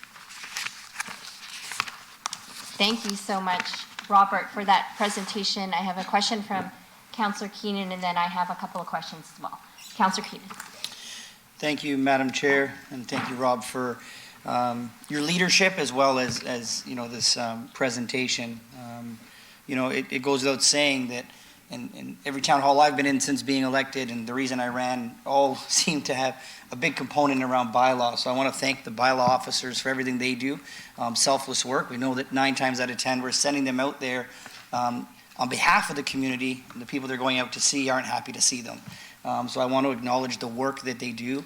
As you know, as early as yesterday, I happened to be out with yourself and a few members of the team to see things firsthand. I love the approach, the professionalism of the staff, and I just want to note that. And then seeing this and knowing that we have a roadmap is amazing. We've said on council here, and the mayor has said it, we're committed to providing whatever resources, if that's staff or technology, to make it easier, but also, more importantly, to actually get the results that the residents are expecting for property standards and infractions. I did see in here that there was a need for immediate staff, and I know that we've added four. We've added four. I want to know, is that captured in this? And what is the immediate staff needs? If is it beyond that four? I'm assuming it is, but what would those immediate needs be? And when you say immediate, what is the timeline? Is that today? Is that something that we need to really be addressing, which I'm sure it is, but if you could elaborate a little bit more on that. Certainly. This review itself, although it highlighted a need for additional staffing, and I can certainly suggest that it would be more than the four, but the purpose of this report was not to come up with a specific number, or it was a very tight timeline. However, that is the goal. My challenge or my task at hand would be over the next, by Q2 of 2024, to then come back to council and suggest not just staffing, but what this review means and how my team intend to implement it to get the changes that we want to see. Okay, so I can appreciate that. More time's needed to see what those gaps are and what you may need to fill it.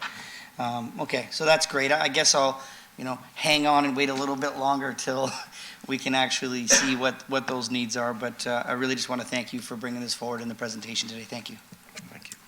Thank you so much, Councillor Keenan, and thank you, Robert and Laura and the entire team for making sure that this process for the operational bylaw enforcement review take place. And when Councillor or Coach or Vice Chair Paleshi and I were briefed by the team on this, we kind of weren't surprised of some of the things that were coming up. At the same time, I think this process has been necessary. I first also want to say thank you to our bylaw enforcement officers. One of the findings was that internally morale has been low and folks aren't feeling appreciated and folks aren't necessarily getting the same level of accolades and attention that they deserve. As Councillor Keenan had alluded to, most of the time when our officers go out, especially during COVID, it was during a time when people were not happy to see them. And I know that some of our officers get abused and they get bullied by people who don't want to receive fines or tickets. And so on behalf of council, as chair of legislative services, to all of our bylaw enforcement officers, thank you for your work. Thank you. We as councillors know what it's like sometimes to do thankless work. And so we want to say thank you and that we appreciate you. And I'm so pleased to see, Robert, some of those immediate non-financial steps being taken place. The one question I have is specifically as it relates to Service Brampton and 311 and the coordinated efforts that are required in order to close the loop and provide exceptional customer service to the residents who are complaining. I understand that there's some improvements to be made, particularly with database sharing and having one platform so that bylaw is getting the same information as 311 operators. So there's an IT component.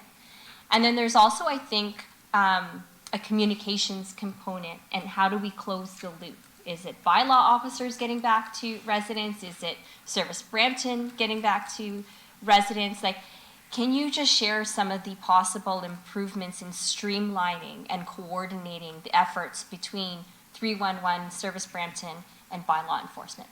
Certainly, there's incredible gains that can be made just through a good review of our processes and working with our partners. Some of the most significant and immediate are 311. Historically, I became aware that at some point we had separated those databases, and almost immediately that increased 10,000 calls into bylaw and enforcement services.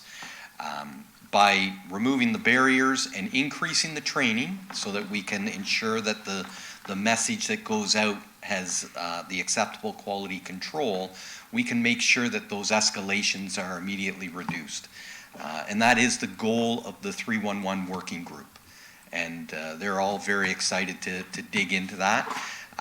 The goal of all of us would be that when a resident puts in a service request, that they receive the results of that request in a timely and efficient manner.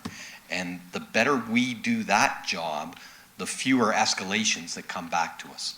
So that's absolutely a goal, and it is it's one of those achievable things with the working group that we're immediately looking at. Okay, and thank you for that. So when the implementation plan comes back in Q2 2024, I would suggest that we also include in there those efficiencies and those the streamlining and coordination, more centralization, I think, of the data as well as the communications process related to Service Brampton 311 and bylaw enforcement when it comes to dealing with complaints or non-compliance. That would be amazing because I think that some of the misunderstandings that residents are getting with respect to their complaints maybe not being resolved, even though it says it's resolved, might be because of that breakdown in coordinated data, information technology, and communications. Yeah, absolutely. Okay, so I see no further questions from members of committee. I'm looking to see if Councillor Pelletier has anything. Nope. So I believe we can receive the presentation as well as receive the report and the recommendations in the report, understanding it'll come back Q2 2024. Motion moved by Councillor Keenan. All those in favor? Anyone opposed? That carries. Thank you very much. Good work. The next item on the agenda for legislative services, I believe, is other new business added by Councillor Keenan, 8.3.1 regarding driveways. And I would suggest that after we deal with that item, we finish off legislative services and take a lunch break. So Councillor Keenan, over to you, 8.3.1 driveways. Thank you, Madam Chair. This is a very touchy subject when we come to driveway widening in the city of Brampton. Myself, Councillor Medeiros, had a town hall, and our residents, and especially in Ward 3, really upset, and I completely understand why. I was joined by Mayor Brown as well at that town hall. And the issue that I feel with the bylaw is it's a blanket bylaw for the entire city that doesn't fit the look or the feel in each community is different. So for instance, I received an email with photos of a driveway, it happens to be in Ward 3, of a very small bungalow that's sitting on a large lot. And now the driveway has been done. It actually looks like a plaza where you could fit 10 cars. So obviously bylaw had gone out and it was within the bylaw, which to me does not fit this community. And then you take into consideration wards 9 and 10, even Ward 6 and some of Ward 4, where the property size is the same, but the houses are much larger, which could suit those much larger driveways. And that's why I feel that we really need to take another look at this bylaw, and work together with, for each areas. I think and the main thing too is the older areas in Brampton that have these larger lots, we don't have stormwater ponds. So as we dig up these lawns and put driveways down, we're putting more water into our sewer system. And it's good. I feel it's gonna, if we don't do something now, we're gonna get issues down the road, as well as, the impact on the community for all these people living in these small homes. It just cycling back, right? So I really would like to, have a look at this and see what we can do to not have a blanket approach on this particular bylaw. I feel that it has to take into account the communities, the housing, and whatever's in there, not just the property size or the driveway size. I don't think this will be a quick process. I think some time is needed, and I'll look to Commissioner Ganesh to maybe give me a timeline and a process that we could take. Obviously, I would need my other colleagues to be involved because every area is different. Some of them will want to, have the smaller driveways if you're older Brampton, and if you are in the newer sides or newer sections where, Brampton changed, will want to have the ability to have larger driveways. So, Commissioner Ganesh, could you touch on maybe what the process may be to do this? Sure, through the chair, through to you, Councillor Keenan. Excellent suggestion. Growing up in the J section, the M section, I can appreciate residents wanting to have flexibility of driveway widths, or what I would suggest context sensitive to the area rather than a universal approach. So I think that's a good suggestion. Context sensitivity is certainly an approach we've taken in our new official plan, and it's certainly something we're taking into consideration. The new bylaw, the new comprehensive zoning bylaw for the city that's scheduled to come forth before council later this year. In terms of this immediate need to address driveways that are sort of site-specific and context-specific, a couple suggestions for council's consideration today. We could take this direction, work with yourself and other members of council, including the chair and vice chair of planning committee and chairs and vice chairs of legislative services. We could then look to bring back a public meeting report at the June 17th PDC meeting. The reason why I say June is given where we are in the calendar month now, and then time required to socialize this with members of council, residents and whatnot, and then bring back a final recommendation report at the July 8th Planning Committee for ratification at the next immediate council meeting. Okay, so that sounds good. Obviously, timeline's a little bit out there, and come into spring, I know that we're going to be issuing lots of curb cutting permits. I don't know if there's a way that we could hold those permits, stand them down for now. I don't know if that's possible or not, because I don't want people to, I'm trying to avoid people trying to get it done quickly before the changes come in too. So I don't know if that is something that we're capable of doing. Through the chair, through to you, Councillor Keenan, until a new bylaw is in full force and effect, residents have the right to undertake works with the current bylaws in force. Certainly, I'll look to colleagues in Public Works to monitor if there's an increase in curb cut permits, and we can kind of report back to any member of council. Okay, I appreciate that. And maybe just a suggestion, we get a lot of calls about, driveways, if they're allowed or not. So I don't know about a free permitting where we have to put out a little sign that says, city knows this is happening, because, right now, 50% of the time we're going out, they're within the bylaw. So maybe just something that residents know that they've gone through that process. So maybe take that into consideration when this bylaw is coming back as well. Through the chair, through to you, Councillor Keenan, certainly we can look at a more robust social media kind of education outreach approach as well. Not only to touch on this work that's coming forward, but to your point about the impacts on stormwater and frankly, when I look at some of the what I'd say creative ways of driveway widenings throughout the city, you'll see the roots of trees now being exposed, which has broader climate change implications as well. So I think if we kind of brand the social media around the implications of these widened driveways, that'll help curb, no pun intended, these early curb cut applications. Okay, well, I appreciate that, thanks, and I look forward to this coming back. Thank you so much, Madam Chair. Thank you, Councillor Keenan. I have Councillor Fortini. Go ahead. Thank you, Madam Chair, and thank you to Councillor Keenan for bringing this forward. So, we have a bylaw for the driveways, and I get all that, and we're going to look into it. But I've been getting a lot of calls from these contractors that follow the rules. Kingston L, Dallas, Oak Ridge just this morning called me, sent me a video, which they try to follow the rules, and they pay a license, they pay their $5,000 security, and then he's doing a driveway yesterday morning on the street, but there's 3 other driveways that are widened, which he couldn't take. So how do we go about this to keep the contractors following all the rules? Because this contractor there, they didn't do the course, they don't have a license, and they don't pay the $5,000 security deposit. And I don't want all these contractors now getting together and saying, why are we following rules and other people aren't? Because there's 3 driveways done, he sent me pictures. He didn't take them because he's the way he wanted to follow the rules.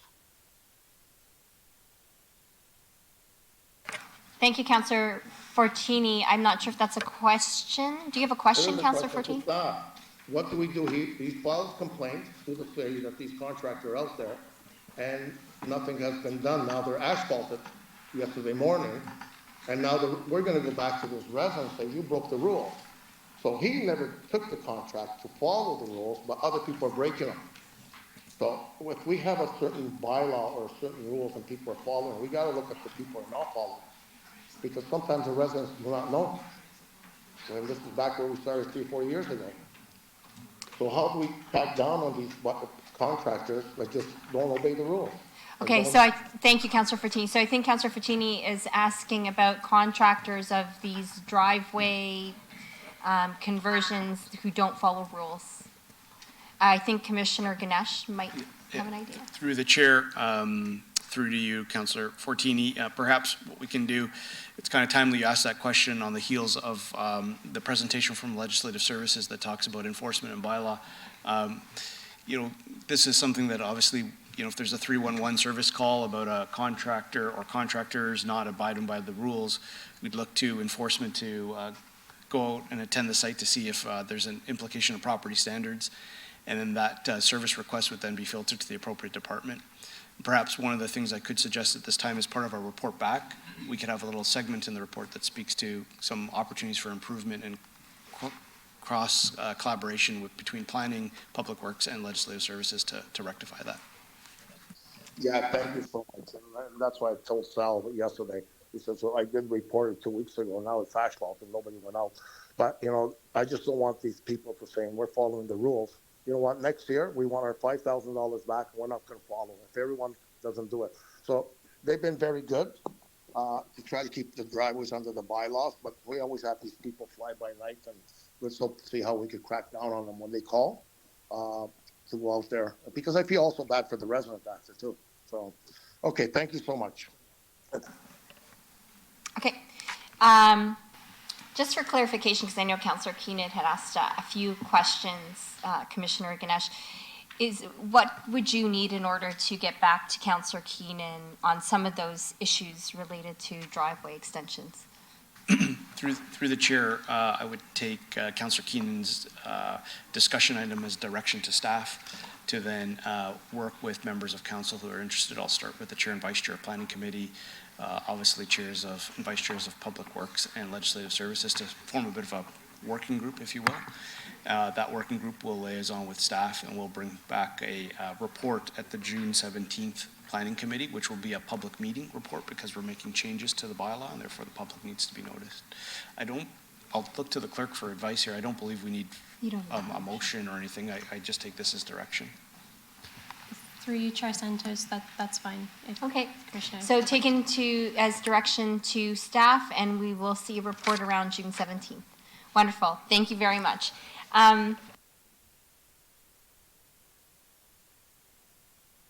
For council question period, any questions from councillors on this section of the agenda?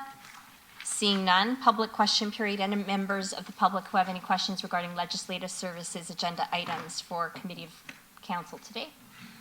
Seeing none. So it's before 12:30. Mayor Brown has suggested that we do the following, and I am in agreement. We break for lunch for about half an hour, return in camera at 1 o'clock to deal with all of the in-camera items, and then return in open session to report back on any in-camera items passed, as well as continue on with the rest of the public agenda. Does that work for everyone? All right, so break for lunch. We will see everyone in camera at 1 p.m. and then report further business outside.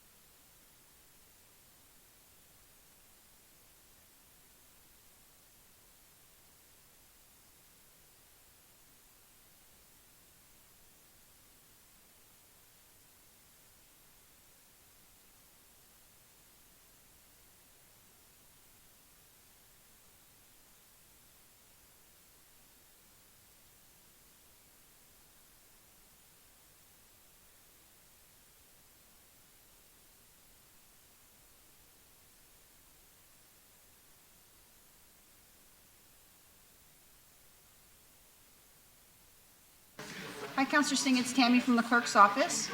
Are you there?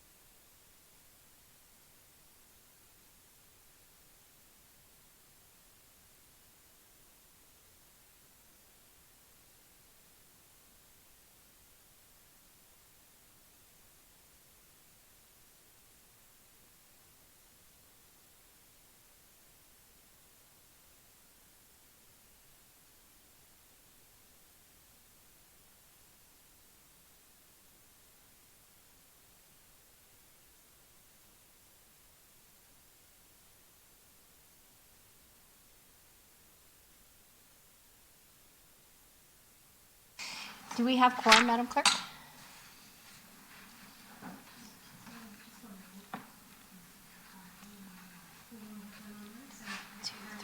We need people back in here.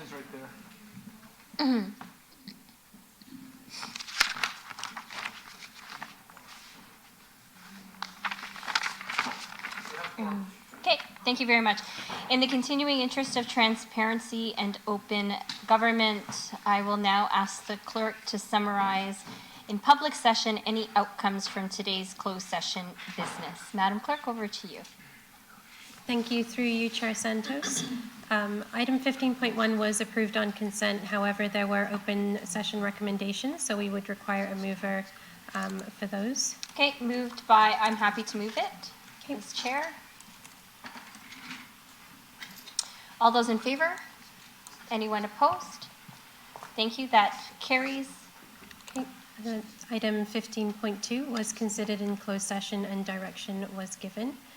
Item 15.3 was considered in closed session and direction was given, including the following motion, which is to be considered in open session. Okay, so motion moved by Councillor Keenan. All those in favor? Anyone opposed? No opposition, that carries. Thank you. Item 15.4 was considered in closed and direction was given. Item 15.5 was adjourned and not considered in closed session, and that completes the report out. Thank you very much, Madam Clerk. That brings us to our next item, which was outstanding from the delegations earlier regarding the zero emission buses and the motion brought forward by, and recommendations brought forward by Mayor Brown, including the amended motion. Mayor Brown, over to you. Just, I believe all of council wanted to second it. So the recommendations from the staff report, including the amended motion brought forward by Mayor Brown, moved by Mayor Brown, seconded by all members of council. Madam Clerk, any clarification required? So, sorry, Tammy, just, the mover of the recommendation needs to be Mayor Brown plus Oak, and then seconded by all councillors? Yeah. Okay.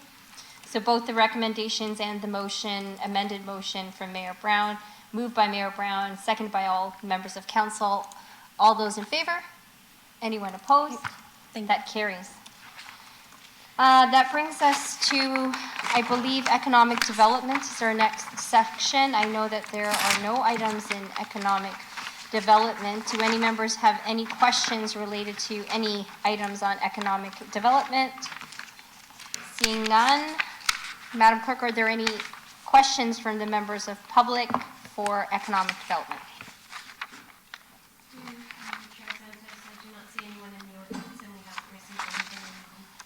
Okay, I guess that brings us to corporate services. I believe there was one item that was held by Councillor Tour on corporate services, item 10.2.1. Councillor Tour. I had questions about this, but those have been answered, so I'm okay with this. Okay, motion moved by Councillor Tour to approve the staff report. All in favor?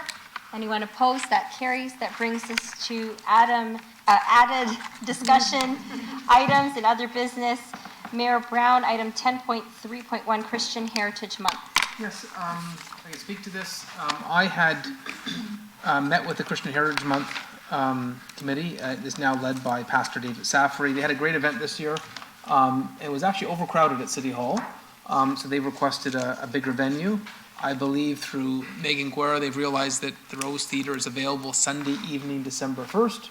I've got a motion moved by myself, seconded by Councillor Power, that we provide that venue to them that is currently available, complimentary, given the fact that this has become one of our great community events during the year.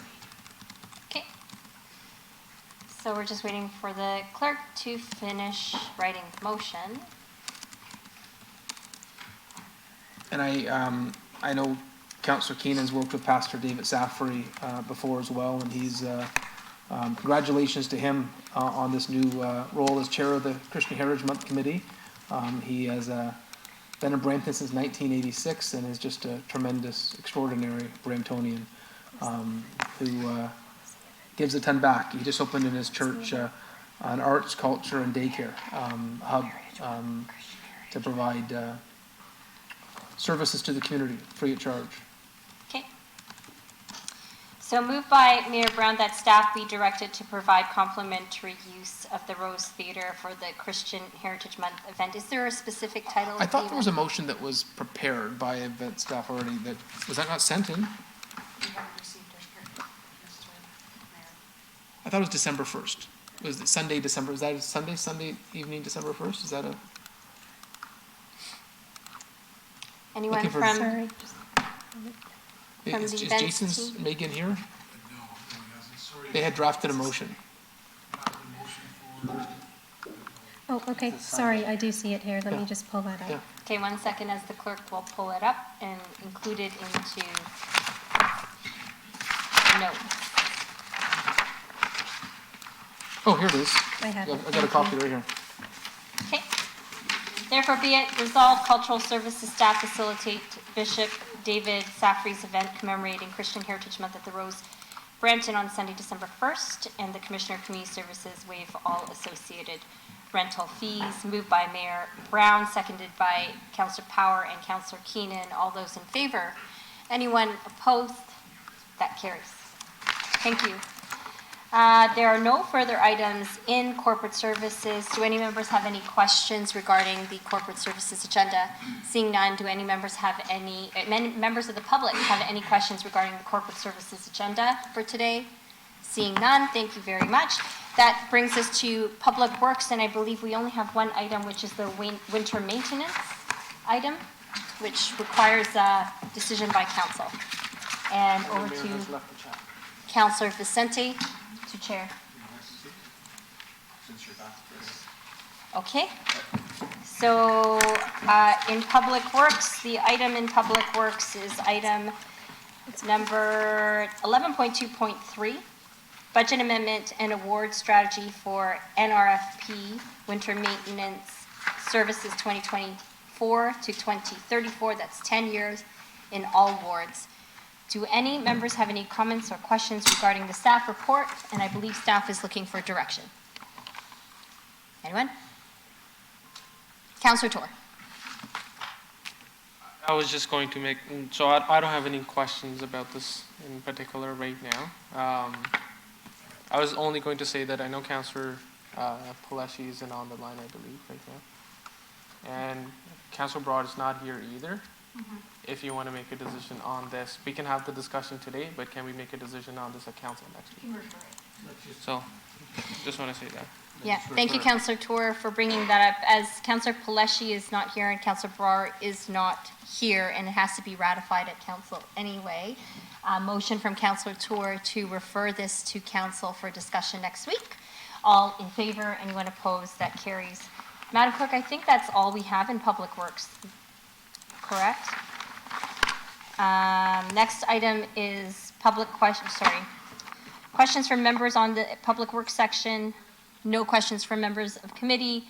Questions from the public regarding Public Works section. Through you, Chair Santos, I apologize. That was the added item from Councilor Paleshi, the discussion item Right. 11.3.2.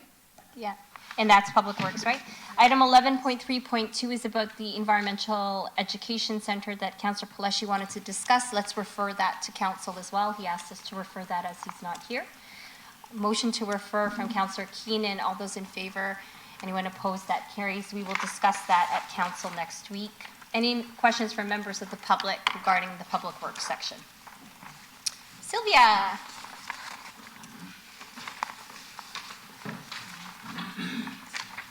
All right, so this is regarding the snow clearing, of course. At Planning Committee, Councillor Power had talked about trying to get people to use the trails as active transportation, and I totally agree.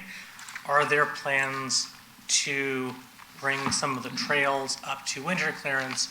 Because currently the recreational trails are use at your own risk, which is not really a suitable level of clearance if we want people to use that. And that may be cheaper than a whole bunch of capital expenses in order to start adding increased facilities elsewhere. Thank you so much, Sylvia, for your question. And I know that we've been discussing this item at the Active Transportation Advisory Committee as well. So I'll ask probably Public Works as well as Community Services staff to just circle back and contact you with a response on that one. Is that okay? Yeah? Okay. No further questions from members of the public regarding Public Works, which brings us to Community Services. All items, I believe, Madam Clerk, were put into consent with the exception of my added item, which quite frankly is just a housekeeping item. So a couple of years back, we had Atiba Hutchinson join us to share the good news of the Century Gardens soccer court. But at the time, we didn't actually pass a motion to name it the Atiba Hutchinson Soccer Court. And I know that we're excited to have Atiba Hutchinson join us in May, and that announcement is coming next week. So really, the motion that I'm bringing forward, which the clerk also has, is just to officially name it as such, the Atiba Hutchinson Soccer Court. So therefore, be it resolved that the box soccer court at Century Gardens be named the Atiba Hutchinson Box Soccer Court in honor of Atiba Hutchinson, his athletic achievements, and his continued contributions to the Brampton community. We actually did move it, so good thing we're going to do it now. All those in favor, moved by myself. Thank you, that carries. Next item is public question period regarding this section. Do any, committee question period. Do any council members have questions regarding this section? Seeing none, members of the public, any members of the public regarding this section, questions? Seeing none. Item 14, public question period. Any members of the public have any questions related to any item on the agenda today? Seeing none, that brings us to adjournment. The next, okay, next committee is scheduled to meet Wednesday, May 8th, 9:30 a.m. I have a motion from Councillor Power to adjourn today's meeting. All those in favor? Anyone opposed? That carries. Thank you very much, everyone, for your time today.